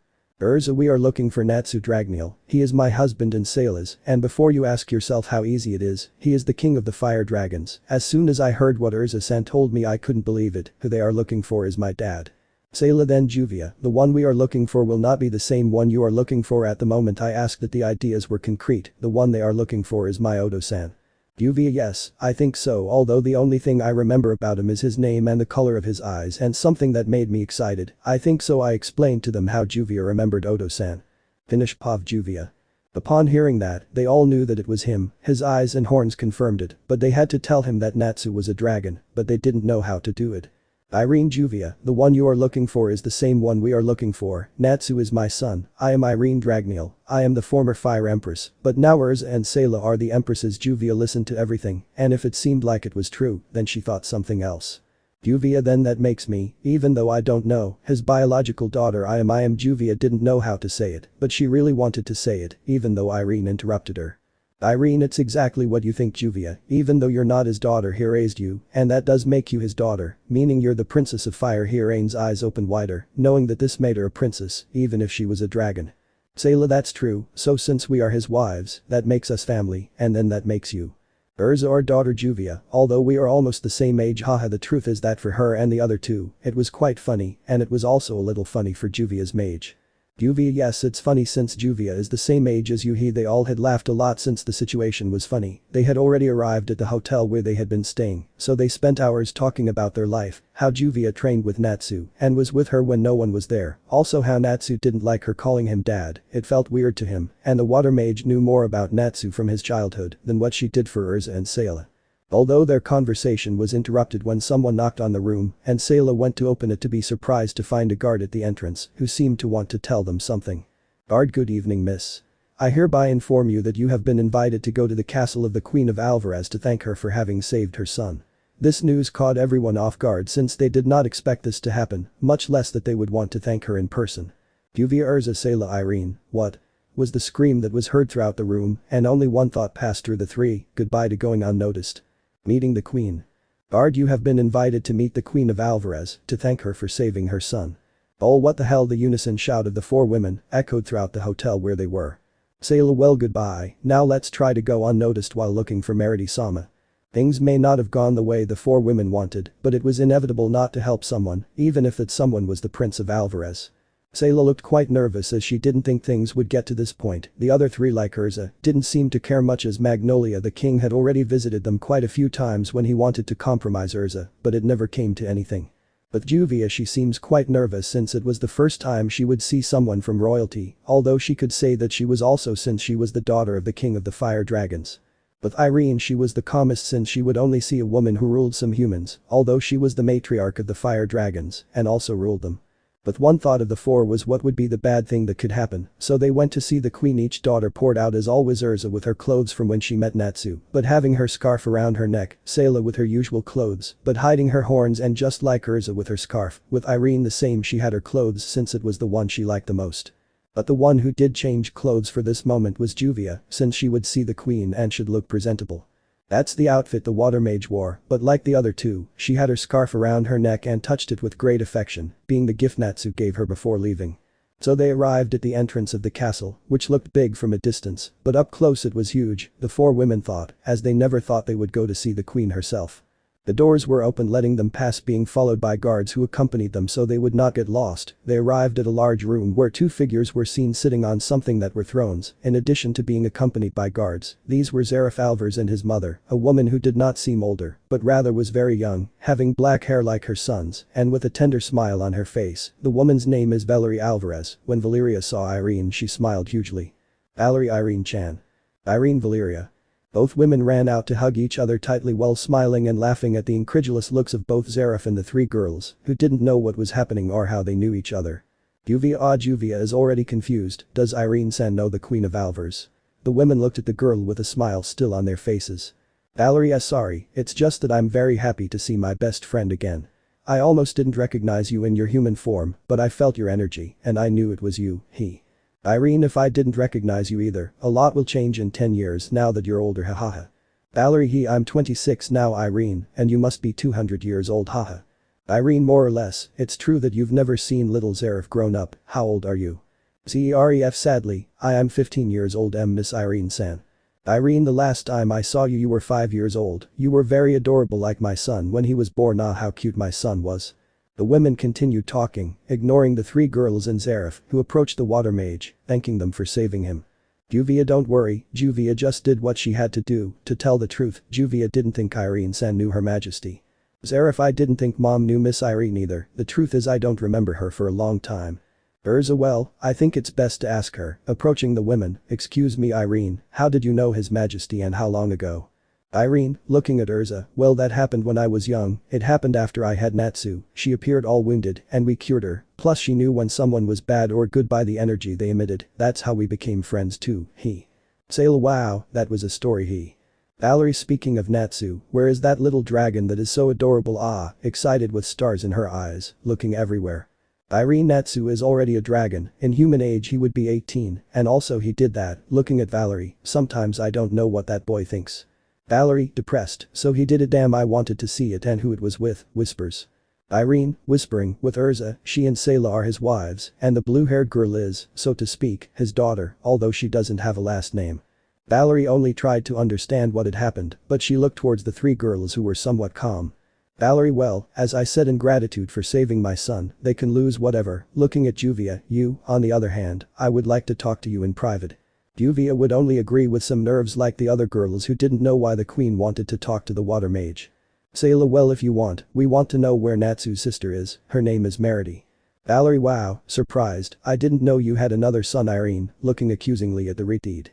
Irene, well, since you left, other things happened, sadly. Valerie, talking about Natsu and his sister, what happened with Igniel, curious but seeing Irene's sad look. Irene only told him what happened to the fire dragons, what happened to Igniel, how Natsu left her here to protect them, and how he spent time with hatred in his heart, swearing revenge on Acnologia. To say that the queen wasn't furious was an understatement, since she never trusted Acnologia. Something about him always made her not want to get close to him, hang out with him, or talk to him. Valerie, I see what happened. I will put my entire kingdom on guard and protection to prevent Acnologia from entering, much less that boy called Jurel, it would be. They all thanked her for that, in addition to giving them the address of where Merity lives. When they were going to leave, Juvia stayed at the queen's request, while the others went to look for Merity. Juvia, so what should I talk to Juvia about? Intrigued. Valerie Juvia, I already know everything that happened with you and Natsu, and how you see him as the father you didn't have, so I'll say something. Do you really want Natsu as your father or something more? It would be. The water mage got nervous because she didn't know what she really felt for Natsu. On one hand she loves him because he helped her when no one else wanted to, and on the other hand Natsu having left made her feel that emptiness again and felt that she couldn't live without him. Juvia really doesn't know what she really feels for him. Natsu helped Juvia when no one did, he accepted Juvia when everyone hated her, he gave her the love that Juvia wasn't given. Valerie, I see. Well, for the moment it was to find out what you really feel for the moment. How Reina de Alvarez named you Juvia Dragnel. I still haven't decided if I should give you the last name, because you see him as a father or for something else that you already know what I mean, smiling happily. Juvia W. Well, thank you for that. Her Majesty J. Juvia thanks you for what you have done for her. So Juvia left the castle in the direction where the others were, but she felt that someone was following her, so she decided to stop in an alley to see if he was still following her, and if that person was still following her, stopping behind her. Juvia, who are you? Would be, taking out blue and green fire from her hand. It seems you don't know that you shouldn't get involved in other people's fear, dear Juvia, mockingly. The water mage turned to look at him and face him with a serious look, and her voice was also serious. Juvia, what do you want to fight? Jurl, sending a blast of fire towards the blue-haired boy who flew away from the fire blast that took him unnoticed. Problems appear. Juvia, what do you want? Juvia launched a powerful attack of her water magic that took the blue-haired man unnoticed, and he flew off and crashed into some stores. Jurl, pained, haha, I didn't know you were so strong, Juvia, although I don't know if Erza already told you what I do, so I'll make it easy for you. Getting up, get out of here, or I'll really have to kill you. The blue-haired boy is carrying a large amount of magic in his hand to try to intimidate the water mage, but he didn't think that Juvia would intimidate him. The water mage concentrated her magic on her entire body, expelling an enormous amount of magic that behind her appeared a silhouette of a dragon surrounded by blue and jade green fire. Jurl, nervous, haha, wow, I didn't think you were also like Erza and Laxus, but it doesn't matter, there's someone who likes killing dragons. Screams, you can't, not even you, the idiot Erza against the king of dragons, acknowledge, hahaha, saying that the boy isn't crazy is an understatement. Juvia only saw him, even though she would be since she already knew what that dragon caused. Juvia, you've finished talking to Juvia, you're just giving her a headache just listening to you, annoyed and serious. I'd better take you before Her Majesty, and she will judge you for what you did. Here dragons and humans live in peace.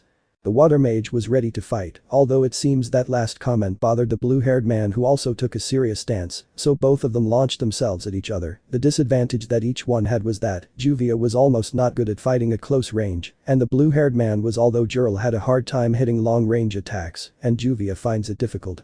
Both approached to hit each other. Juvia had her hand wrapped in blue and jade green fire, hitting the blue-haired boy in the face, who had stepped back from the impact of the blow. Jurl tried to hit the water mage, but couldn't hit her, since he was too upset with her that his anger wouldn't let him fight. Juvia used the anger that Jurl had to her advantage, so she could hit them, avoiding his, although it was starting to cost her to dodge them, since the blue hair was beginning to leave that anger to hit already sane. A blow took the water mage unnoticed, who threw her to the ground, and then she dodged an attack from the blue-haired man that destroyed part of the ground where it hit. Jurl, serious, let's go, where is that skill to dodge my blows? It seems that you only dodged them because you were angry or not, haha, mockingly, if you don't come to me I will come to you. Juvia, worried, damn, it's harder for me to dodge, dodging, damn, every time this guy hits harder, I think dodging, Juvia should retreat or Juvia should send a signal for them to come. The water mage would concentrate her magic in her hands so that some would come out around her, but this water was wrapped in her fire without evaporating, an action that surprised the blue-haired man. Jurl, worried, but how could he do that? That's two magic convened in one place. When, and how did he learn to do that? Juvia combined magic. Infernal water torrent of destruction that attack that surrounds the magic in her hands is more to hit the enemy, leaving the magic that surrounds the enemy so that it then explodes in a column of water wrapped in fire, leaving the enemy badly injured. Just set fire to the area around the water. The water mage hit the ground, leaving marks moving away from the attack, something that the blue-haired man didn't know, and approached, thinking that his magic had failed, but what he saw left him very worried, since not knowing how his attack works, he stepped on the mark that was left, and from there a column of fire and water came out, trapping him and causing damage. But the others? They were almost at Merity's side. They felt the increase of magic in Asona to see how a column of water and fire appeared, and they knew who it was. Erza, worried, we must go, that attack was Juvia's, she could be in trouble, or she ran into Aknoloja or Jurl. Sailor, you're right, but Juvia is strong, she can handle him, trying to calm her down. Irene, worried, Erza is right, we must help. When I saw that guy they called Jurel, I saw how in the confrontation with Erza, he seemed to hold back, besides his power is very sinister. Erza, worried, Irene-san is right, Jurel seemed to hold back when she faced him, and Juvia can barely control her Dragon Slayer power, she hasn't used it constantly to adapt to it, that's why we must help her. So the three women went to where Juvia was peeling. It only took them 10 minutes since they had gone through the roofs. When they arrived, they saw that Juvia had wounds all over her body and seemed tired, like the blue-haired man who also had wounds but slight ones and also seemed somewhat tired. With Juvia, the water mage was already tired of using her Dragon Slayer magic, it tired her since she was not used to fighting with it. Juvia, thinking, damn, Juvia is tired, this is what Erza-san meant when she said my body is not used to Odo-san's power. Jurel, pained, oh gosh, I didn't think you were so skilled, Juvia, although you don't seem to be used to your Dragon Slayer power, right, fun, it seems you're still pathetic. Juvia, annoyed, shut up, you're nobody to tell Juvia that. Juvia will be strong, she will be stronger, so that Odo-san comes back and feels proud of Juvia, Juvia will be stronger. No one expected what came next as jade green blue fire began to surround Juvia's entire body. Her cap had fallen off, revealing that on Juvia's head were coming out some mini black tails, in addition to her eyes going from blue to jade green. With her henna slit throughout the sauna, you could feel the increase of magic, in addition to a small pressure in the air, leaving Erza, Sayla and Irene astonished, who watched in amazement what the water mage was doing. Sayla, surprised, but what is that? Juvia suddenly increased her magic, and it seems that her body assimilates the power of the Dragon Slayers, but it seems that she has small horns, and you saw her eyes are Erza like Natsu's. Irene, it seems that she does honor to her name as Natsu's daughter, it seems as if she had Natsu's power, whispering, have you seen, son, how Juvia is like Yusha? It seems that you have an heir.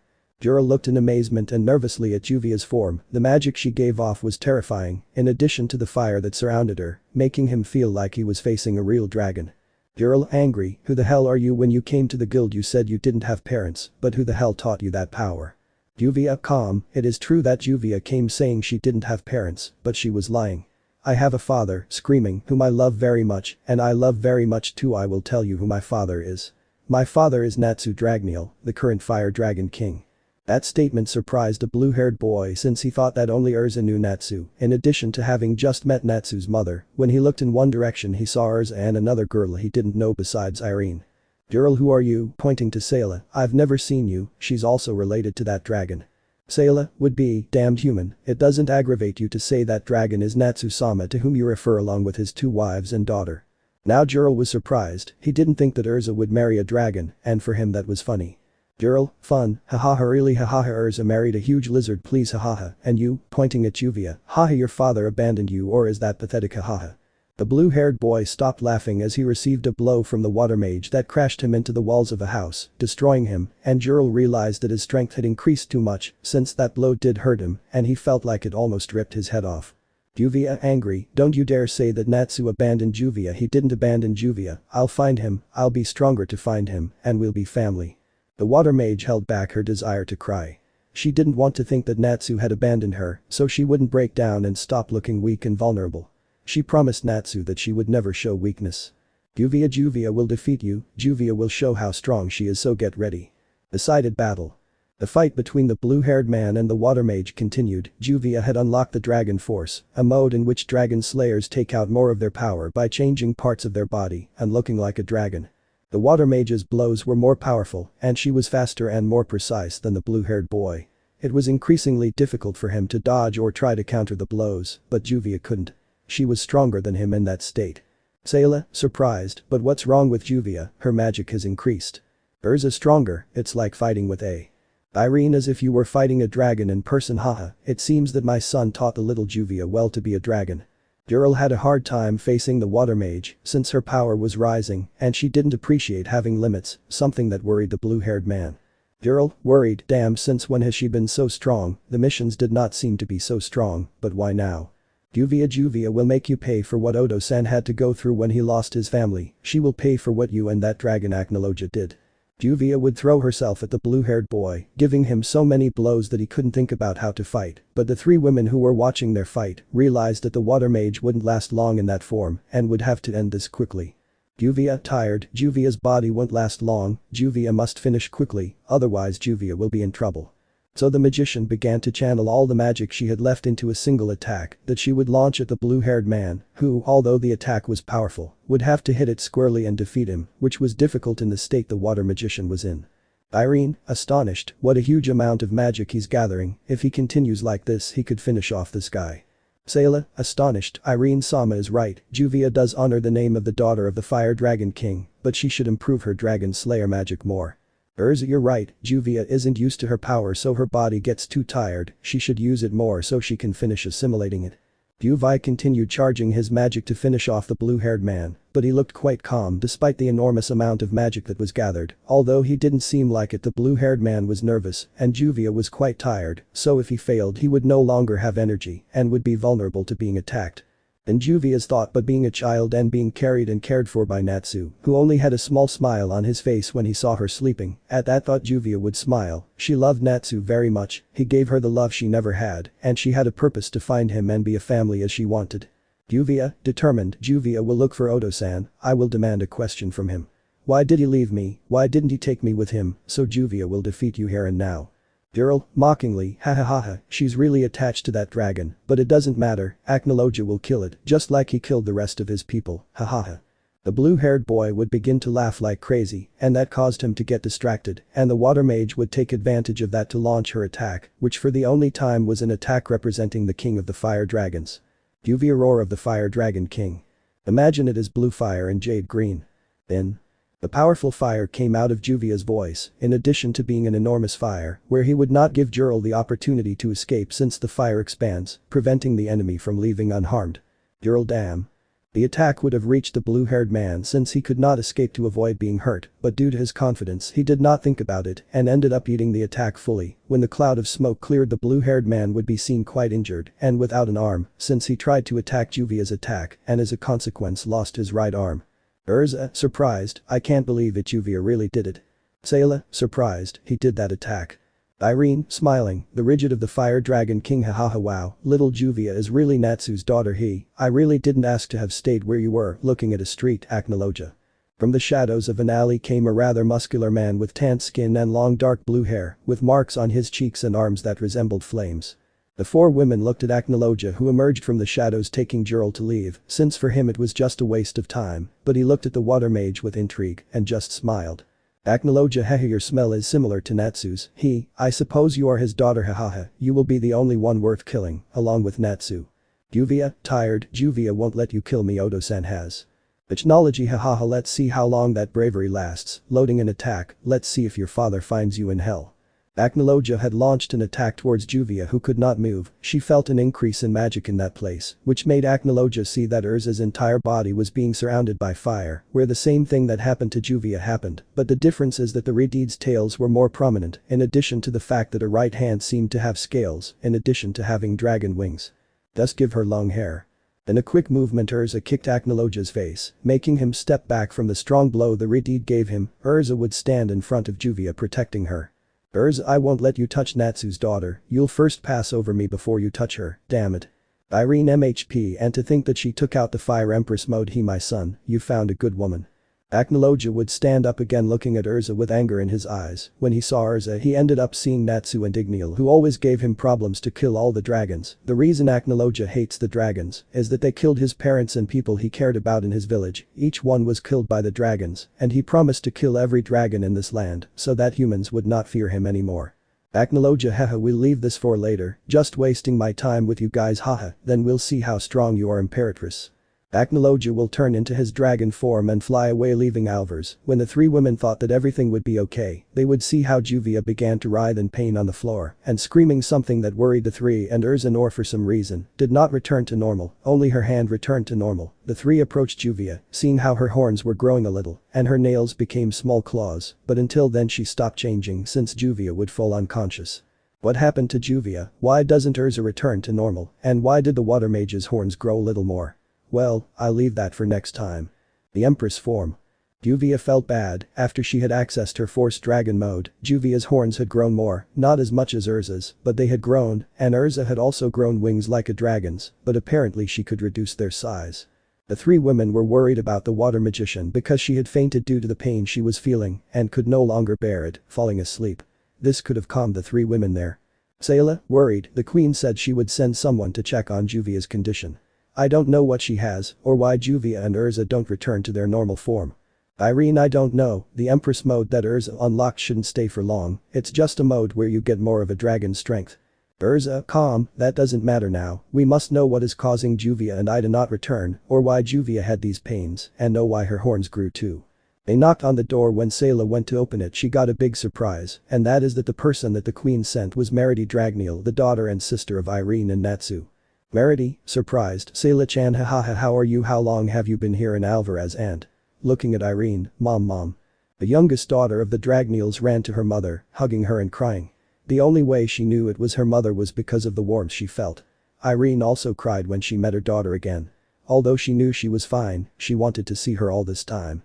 Irene, crying, my girl, you don't know how long I've been looking for you. When your brother told me you were okay, and I felt a great happiness knowing that you were okay, and I didn't know if you would be okay if you weren't suffering. Mother and daughter continued hugging. Irene told her everything that happened with Acnologia and about Natsu being the new Fire Dragon King. Yandere also learned that Natsu had married not just one but two wives. Of course, the first thing Yandere thought was that if her brother married Sayla, since she knew about the demon's feelings for her brother. Knowing who the other woman was also pleased her, because what Yandere saw in Erza is that she has a strong personality, and when she gets angry she is scary. Yandere also told Erza that dragons are attracted to strong women, and when they fall in love, it is only once and their partner is forever. Sayla, curious, I'm sorry Yandere-sama, you're the one who sent Queen Valerie, right?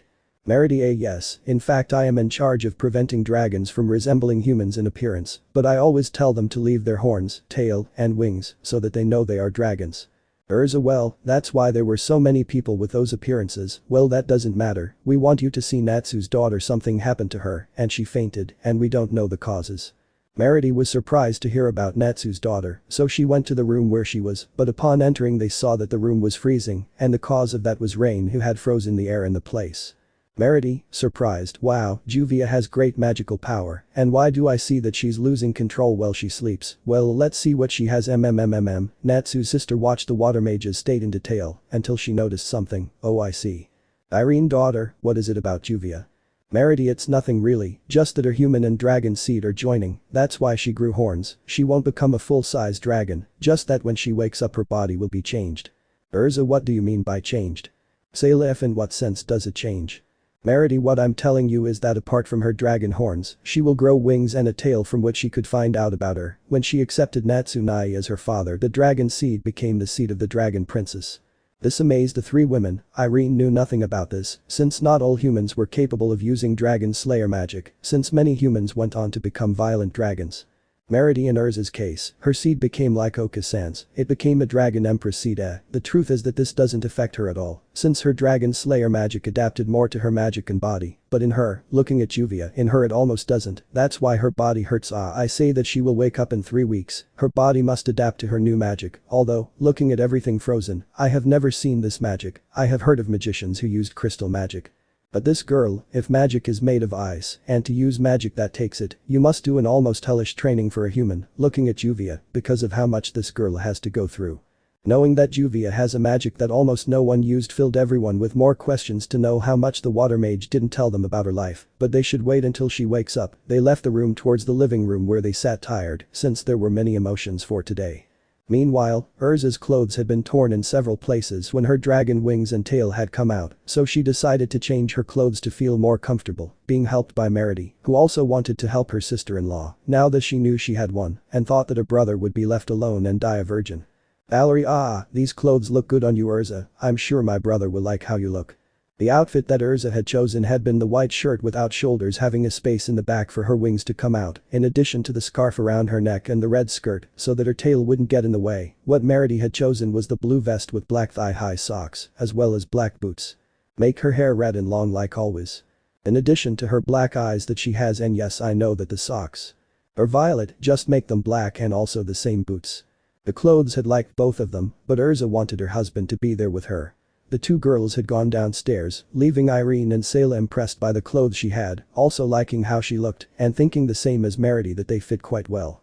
Sayla, oh, how I wish darling were here with us, I wish she were here too for her daughter who seems to be having a bad time. But those words, everyone looked at the window looking at the stars, Erza and Sayla, wondering where Natsu was. Elsewhere. The place looked like a volcano full of burning lava. A red dragon with parts of its scales the color of salmon came to see other dragons who were there too. Metallica and tell me Natsu what you will do if they can't beat Acnologia. Natsu, it's easy if neither Erza nor Sayla can do it, much less my daughter. I'll take care of that traitor myself. The metallic dragon had laughed seeing that although he didn't show it, Natsu was worried about the three girls knowing what happened just a few hours ago. Natsu, thinking, you will pay for your betrayal Acnologia if they can't, I will not put them in danger anymore and I will take care of you personally. The new Juvia. After the events of the previous chapter, 2 weeks have passed where Erza improved her new magic in her new form of Empress. They also noticed that the body of the water mage changed, although in appearance she seems younger. They noticed an increase in her magic, but they also had to turn her body sideways for the new things she would have. Time skip. The last week passed where Juvia had to wake up now, her body had already assimilated with the Dragon Slayer magic, each one was waiting to know how the water mage would react, and so she would take it well or badly. Each one expected a reaction from her having too many thoughts, but she would react when she saw how Juvia was waking up, opening her eyes, they would see that they were no longer blue, but jade green like Natsu's. Juvi, sleepy, Juvia slept so well looking at the four women next to her, Edo, what's going on, why do you see Juvia like that? Erza and Sayla had hugged Juvia, who did not understand what was happening, until the memories came to her head, remembering her fight with Jurel, and how before fainting, a strange person arrived for her, since the water mage had never met Acnologia. Irene, how do you feel, Rain? Juvi, well, Juvia feels strange, feeling my magic stronger and different, although I feel that my body feels strange. I feel something on my back, on my head and on my butt, touching her sword, her forehead and butt, Kai. Erza, Juvi, calm down, take a breath and relax. Sayla, just take it easy, we have to explain why you look like that. Juvi, how do they expect Juvia to calm down if I have horns, wings and a tail, although Erza-sen also has the same thing, I don't know what happened here anymore. Sayla, before we tell you what's going on you need to stay calm, okay? The water mage tried to calm her nerves and wanted to know what happened to her, that she had a tail, wings and horns. Irene, well, what happened, Juvi, is that when you used your Dragon Slayer magic your body suffered a change. By not using that magic much your body adapted as it could, so what it did was give you the wings, tail and horns, although luckily they are not as big as Erza's. To say that Juvia was confused was an understatement, since she barely understood her magic and still hadn't assimilated what happened to her, although she couldn't complain what was done, and she didn't complain either since she resembled her father in any way. Erza, now that I see your eyes, they are no longer blue, now they are jade green, they are like those of Sayla, like darling, well now you could say you're Natsu's daughter. Now the problem was her clothes, since she couldn't wear the same clothes as she couldn't hide her wings, and she wouldn't know what to wear without her wings getting in the way. It's the only image I found like that, honestly. Juvia looks pretty as a dragon. His clothing will be that of the image, because why am I a barbarian? Okay, let's not continue. Juvia liked the new clothes she had since they didn't block her wings, and she could still wear her hat that she always wore, although her old clothes would be modified so that Juvia could wear them without any problem. Now that she felt better, Juvia should train to master her magic, although there were questions that Irene and Merity had. Juvia, Erza and Sayla had gone out to see Queen Valerie to see if she could help her with her clothes that she always wears, to see if she could use them without her wings getting in the way. Which left Irene Merity alone to talk about an important topic, and that was dragonification. Merity, how is it possible that Juvia hasn't turned into a dragon if she doesn't have that? Irene, I really don't know, Erza already has that, but Juvia doesn't. What I can think is because of her magic. I've seen how she turns into water, so maybe that prevents her from becoming a dragon. Merity, yes, it could be that, but I still think I know the reason why Natsu chose her as his daughter. But the three girls, they were already arriving at the hotel since the queen had given them ideas on how to change their clothes to use them as she wanted. When they entered the door, they heard the conversation of the two dragons. Irene, so Juvia's magic prevents her from becoming a full dragon. Merity, what I think is that Nai-chan chose her for that reason, her magic prevents that very thing. If more people could use that ability, they would avoid dragonification. What Juvia couldn't stand was when people spoke badly of her father, they didn't really know why Natsu chose her. Juvia, shut up you guys, you don't know anything. Odo-sen isn't like that, you being his family don't know him well. The water mage ran to her room and locked herself in there. The other girls were astonished by what they heard, and they won't believe it. They were with Natsu the whole time, and he never used them for their magic or because he got benefit from them. Erza, I'll go see her. I would go towards the stairs, but turn around to see them. You are wrong, and you know it better than anyone. You are her mother, and you are her sister. Saylet, oh well, I'll also go see Juvia with your permission. Irene-sama, going with Erza. Both mother and daughter were thoughtful about what they said Natsu was like, and to tell the truth, not even they accepted what they said about him. Elsewhere. Natsu was seen again in a river of lava in his cave talking again with Metallica about a matter that the metal dragon had a doubt about regarding Natsu's daughter. Metallica, and tell me Natsu, why among so many humans did you choose that water mage? She's not the strongest of the dragons, but why her? Natsu, you could say it was a whim of mine. She really didn't like the look of Juvia that she had as a child. Being abandoned by her family was terrible, but when they are with me she always showed a smile, even though I knew it was false. I knew that she was happy with me when she told me that I was her father. I couldn't deny it, she lacked a father figure. Besides, I didn't need to worry about her becoming a dragon since because of her magic that won't happen, and I would never use my daughter so that other dragon slayers used their magic to prevent dragonification. Metallica, I see, hahaha, I see you've matured a lot, kid, even though you're still young. Really, Ignil would be proud of you. Natsu, I guess so. The truth is that I love Juvia a lot even though you didn't show it. She was the first human to whom I showed affection, and she is also my daughter, haha. I want to see how much my little drop of water has grown. The Fire King resurrects.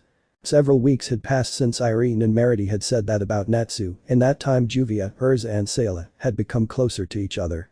Juvia had already forgiven Irene and Merity. Juvia knew that she shouldn't get upset with them, since that was what they saw and felt that Natsu had done, so she left that behind.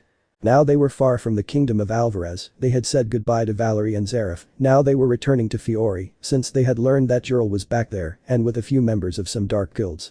The Fiery Tail Guild was defending the kingdom as best it could from the dark guilds that were staking out all sides, although the kingdom was being supported by the rest of the guilds that had come to help, such as the Blue Pegasus Guild and the other guilds, who were repelling the rest of the dark guilds that were attacking in other parts. Irene and Merity had returned to their dragon form. Sayla was on Irene's back, while Erza and Juvia were flying with their wings, since they had learned how to use them, and thus they would go towards Fiore, who little by little were losing, since Jurel had obtained a dark power. The power that the blue-haired man obtained was a dark power that enhanced his own attacks and made them more powerful. The Fiore residents had evacuated the city to avoid loss of civilian lives. In the distance the five women saw all the destruction and how Fairy Tail was losing little by little since fatigue was affecting them, but they still did not give up and continued fighting. Look, damn, we were losing energy and there's still too much left. I don't think we can hold out much longer. Lucy, it's true. Damn, how long will it take for Erza and the others to return? We could really use your help. Ray, tired, we don't know, haha, they said they would return as soon as possible. Loki, damn, I don't think we can hold out any longer. They continued fighting until Mira was almost hit by the enemy's magic, although the attack didn't reach them, since they had countered it with another attack. Erza Juvai Karyu no Haku. Everyone saw how fire attacks came from the sky, which finished off most of the dark magicians that the others were dealing with. Everyone watched how Erza and Juvia came down from the sky, but different since everyone saw how they had wings, tails and dragon horns. Oh Erza, what happened to you? Everyone looked at the Redeed's new form with amazement, but more specifically at Juvai, who was the same as Erza, but with smaller blue horns. Erza, sorry guys for being late, but now we'll take care of it. Juvai, everyone can rest now. Juvia and Erza-san, we will take care of this. The two girls took flight helping the other Magi from other guilds and companions who needed help. Everyone would be surprised by the new appearance of the two girls, but what left them most amazed was that two dragons arrived, but they saw how they also helped them, since they also attacked the dark mages. They continued like this for an hour, where the dark wizards could do nothing since they finished them off quite quickly, leaving only the blue-haired man who was the most problematic. His strength and magic enhanced with that dark energy was quite strong, since no magician could land a sure hit on him, but in a moment of carelessness, he would be hit by Erza, who flew quickly, and her hand wrapped in fire, hit him in the face, sending him towards some houses, destroying them. Jurel, ha ha ha ha, wow, I didn't think he asked to get hurt by your hit, Erza, ha ha ha ha ha ha ha, let's see who will be the first to die. The blue-haired man would not finish speaking as he received another blow, but from the water mage, who had also hit him in the face, wrapped in the fist of the water mage wrapped in fire. The blue-haired boy flew again towards other buildings, crashing and causing more damage to the blue-haired boy who emerged from the rubble with wounds on his face. Neither of them let Jurel stand up or defend himself, since the two girls synchronized quite well, not leaving any openings. Jurel, ha ha ha, Buck, they are strong, but ha ha ha ha. Neither of them knew why they laughed until their bodies began to shake for some unknown reason. Both girls trembled uncontrollably, their body temperature rising, and they saw in the distance how the person they didn't know how to stop was approaching. In the sky you would only see something approaching, black in color and lizard-shaped but enormous. Erza Juvia Acnologia. This was Acnologia, who descended to earth, seeing both girls, who wasted no time and attacked the dragon, but no matter how hard they tried, their attacks did not do as much damage as they thought. In a single attack by the dragon of the apocalypse, he would leave both of them very wounded and with their clothes somewhat torn. In Juvia's case, he tore her coat, leaving her with a blue shirt that she was wearing. They could no longer move due to the effort, but they still needed to fight to stop him. Even if it cost them their lives, they would stop him at all costs. No matter how they stopped him, the heartbeats of their bodies had arisen again, but now they were calmer. Erza's body began to shine, and fire began to come out of her body in a fire tornado from which a dragon would emerge, but not just any dragon, this was the one they had been looking for several months. Acknowledge haha, I see you appeared, a king of the fire dragons. Natsu Dragnel.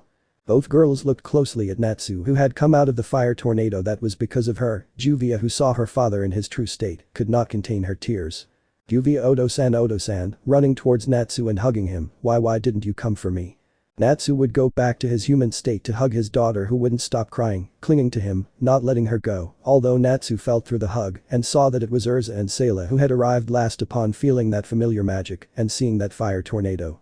Now the confrontation of the Dragon Kings is about to begin, but who will emerge victorious? King vs. King. Natsu's appearance in the fight was something that surprised Erza, Sayla and Juvia, since they didn't think that he was inside Erza the whole time they were looking for him. Although he was a dragon, he was not spared from being scolded by Erza and Sayla, since they were angry since he never told them about dragonification, much less that a dragon was needed to avoid that, although the most affected is Juvia, since she could not see her father's face, she did not know what to say to him, or much less how to react to that. Natsu Juvia come, with her hand making a sign for the water mage to approach, somewhat unsure. He, look how much you've grown, how old you are. Juvia is now 16, with her gaze lowered she couldn't see Natsu, but he took her by the chin, making her look at him. Natsu, sorry for not being right with me, but you would be in danger with me now. I will not make the same mistake, and I will not leave you, I will stay now like your father. He would smile at the end, placing his scarf on Juvia. Odo-san, starting to cry while being hugged by Natsu. Odo-san, sniff, don't leave me again, sniff, I don't want to be alone again. Natsu watched as Juvia let out her tears, but he also looked at his mother and sister, his two wives, where they also cried with a smile. Irene, Natsu-san, it's good that you lived, but now is not the time for emotional reunions, we must do something with him, pointing at Acknowledge. The dragon just smiles, looking at the dragon of the apocalypse, who just looked at him without doing anything. Natsu would release Juvia, looking at the black dragon, where Natsu's body would be enveloped in crimson reddish fire, where another whirlwind of fire would form, where Natsu would come out in his dragon form going towards Acknowledge, who would also do the same. Both would collide their heads where they felt the impact of their blows, making everyone stop fighting, watching the fight attentively where Natsu was demonstrating his quite powerful attacks. Erza watched as her attacks she learned are the same attacks as Natsu, but his were more powerful because he is a king. Juvia watched her dad's fight quite nervously and wanted to go help, so she spread her wings, but would be stopped by Erza, who wouldn't let her go. Erza, if you trust Natsu, let him fight, he knows that he doesn't fight, he only has us and you, who are his daughter, so just go. Natsu and Acknowledge continued fighting where neither one yielded to their blows. For Natsu it was an opportunity to show Erza and the rest the new technique he had. Natsu Enryuo no Hoko, roar of the Fire Dragon King. From his voice came a powerful fire attack that covered the entire body of the black dragon, who came out of the smokescreen with quite a bit of damage, but even so the dragon of the apocalypse also attacked Natsu with his powerful technique. Who had also hurt Natsu, but not as much as Acknowledge, but even so the two would not back down until one of the two was dead. That was a tradition among the dragons who fight for the title of king. But the girls, as well as Erza, Sayla, Irene, Merity and Juvia, all watched attentively the fight that develops between two kings, the one who is king of the fire dragons and the one who calls himself the king of the dragons. Both continued fighting, only to see that Natsu seemed to be getting tired, which the five women found strange. They only realized that the attack that Natsu had used cost a lot of magic and energy. Acknowledge would use that to his advantage, so he attacked Natsu, throwing him to the ground, leaving him exposed for an attack which the black dragon took advantage of to attack him again with his technique, but he didn't wait for anyone to intervene. The attack was going to hit Natsu, only it was stopped. Erza Juvia Dragon Slayer secret technique. Crimson Lotus. Explosive Flame Blade. From the fist of Erza and the water mage came a powerful fire attack who stopped Acknowledge's attack, but that caused both dragon slayers to get tired due to the excess of magic they implemented. Acknowledge only saw that but attacked the two, but only one arrived, since Sayla had accessed her Etheria's mode, which was a form that increased the capabilities of its user. Only a few demons are capable of accessing that form. The demon's entire body changed and at an amazing speed she jumped towards Acknowledge, and while on his back, she charged one of her most powerful techniques she has. Sayla, this is for me darling, take this back Yuhatsu Den explosive energy. The attack hit the dragon, who fell to the ground from the impact of the attack, where Sayla positioned herself with Erza and Juvia, remaining next to Natsu. She looked at him and affectionately stroked his side. Although the three were amazed since Natsu stood up again but in his semi-human form, letting the fire come out wrapped in his body, Natsu's fire did nothing to the three since for them his fire felt good and made them stay calm. Acnologia saw how Natsu was in his almost human form, so he did the same. Acnologia, haha, so you want a confrontation like that, right Natsu? Natsu, haha, you said it, so get ready because I'm going to kill you. Both would launch themselves at great speed, hitting each other in the face, and thus their fight would begin again, but they use parts of their dragon form, such as turning their hands into claws to attack with more damage. In a careless Natsu, Acnologia tore off his arm. The three girls looked terrified at that scene, thinking that Natsu was at a disadvantage. The water magician would start to cry. She didn't want to cry there, but she felt a hand on her shoulder, saying that it was Irene and Merity in their human form. Irene, don't worry, that wound is nothing to Natsu, and they know why. The three girls watched as Natsu's arm that Acnologia had burned, and where his arm was missing, they saw an orange flame where another arm came out. Merity Nai-chan has the ability to regenerate parts of his body, since he has the fire of the phoenix. The legendary bird before never made significant injuries because it always regenerated. Also Erza, Juvia both also have that fire, since in the case of Erza being his wife, and Natsu being under hers was granted that ability. In the case of Juvia being his daughter, you have the same dragon seed as Nai-chan, so you also have that ability. Both girls were speechless since they never thought they would have such a powerful ability, but they wouldn't say anything else, they would just watch Natsu and Acnologia's fight to see how this would end. Natsu Acnologia, let's get this over with. Natsu Acnologia. End of the fight. The final battle would be fought between two kings, both of them looked at each other challengingly without doing anything. They waited for one of them to make a move to start. The tension was felt in the air, no one who saw them did anything, they just looked at the two dragons. Then some rubble from the destroyed houses, a piece of debris would fall that started the battle. Both dragons would launch themselves against each other, hitting each other in the face, retreating, but the impact of the blow was felt. Natsu would twist to take position, launching a fire attack from his voice. Natsu Enuo no Hoko, roar of the Fire Dragon King. The attack was towards the black dragon, but he dodged it by jumping, but this was what Natsu wanted. Acnologia would see how Natsu was no longer on the ground, he would only feel that he was behind him, but it was too late. Natsu would give him a strong blow that would send him to the ground, crashing against him. The black dragon would get up somewhat hurt by the blow that Natsu gave him, but at great speed, he would position himself in front of Natsu, hitting him in the face, which also sent him to the ground. Acnologia, hahaha, you are strong, but you still won't be able to defeat the Dragon King. Natsu, come on old man, that's all you have. He. Both just looked at each other challengingly. Natsu, his hand would catch fire with Acnologia, he would charge energy in his hand, aiming at Natsu he would launch his attack, but Natsu would dodge it. Natsu would try to hit Acnologia, but he would also dodge it by grabbing him by the arm and throwing him towards some destroyed houses, although this would not do any damage to Natsu. The five women who were watching the whole fight were nervous, some terrified that something bad would happen to Natsu and Juvia, who had just met Natsu and didn't want to lose him. Juvia, Odo-san, please don't leave again, I don't want to be alone again. He would feel a hand on his shoulder, seeing that they were Erza and Irene, who looked calm but were also nervous, but needed to be calm. Natsu and Acnologia continued fighting, dealing big blows that were getting stronger but less precise, as fatigue was getting to them. Each time it was difficult for both of them to land a good blow due to fatigue, as they were fighting for 5 hours without stopping. Since being dragons, their energy was quite a lot.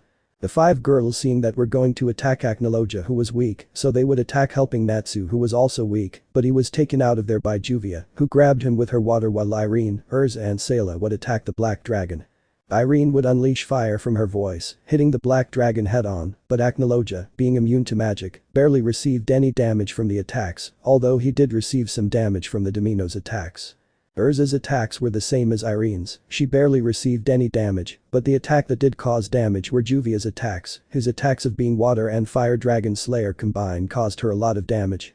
Juvia's combined attack caused quite a bit of damage to the black dragon, but it couldn't do much since the dragon was quite tired, although Acnologia's attacks were still strong, so they would have to be careful. Juvi was already tired, although she attacked with everything the black dragon had not fallen yet, and she did not know what to do. The only thing she could think of was to use more of her Dragon Slayer magic, although she would get tired or unconscious before using it, since it would overload her body, but she would still manage to get more magic than she had. Where her agwebs would turn into dark blue fire, although it was unstable, so she had to stay in control, although she would be helped by Erza in her Empress state.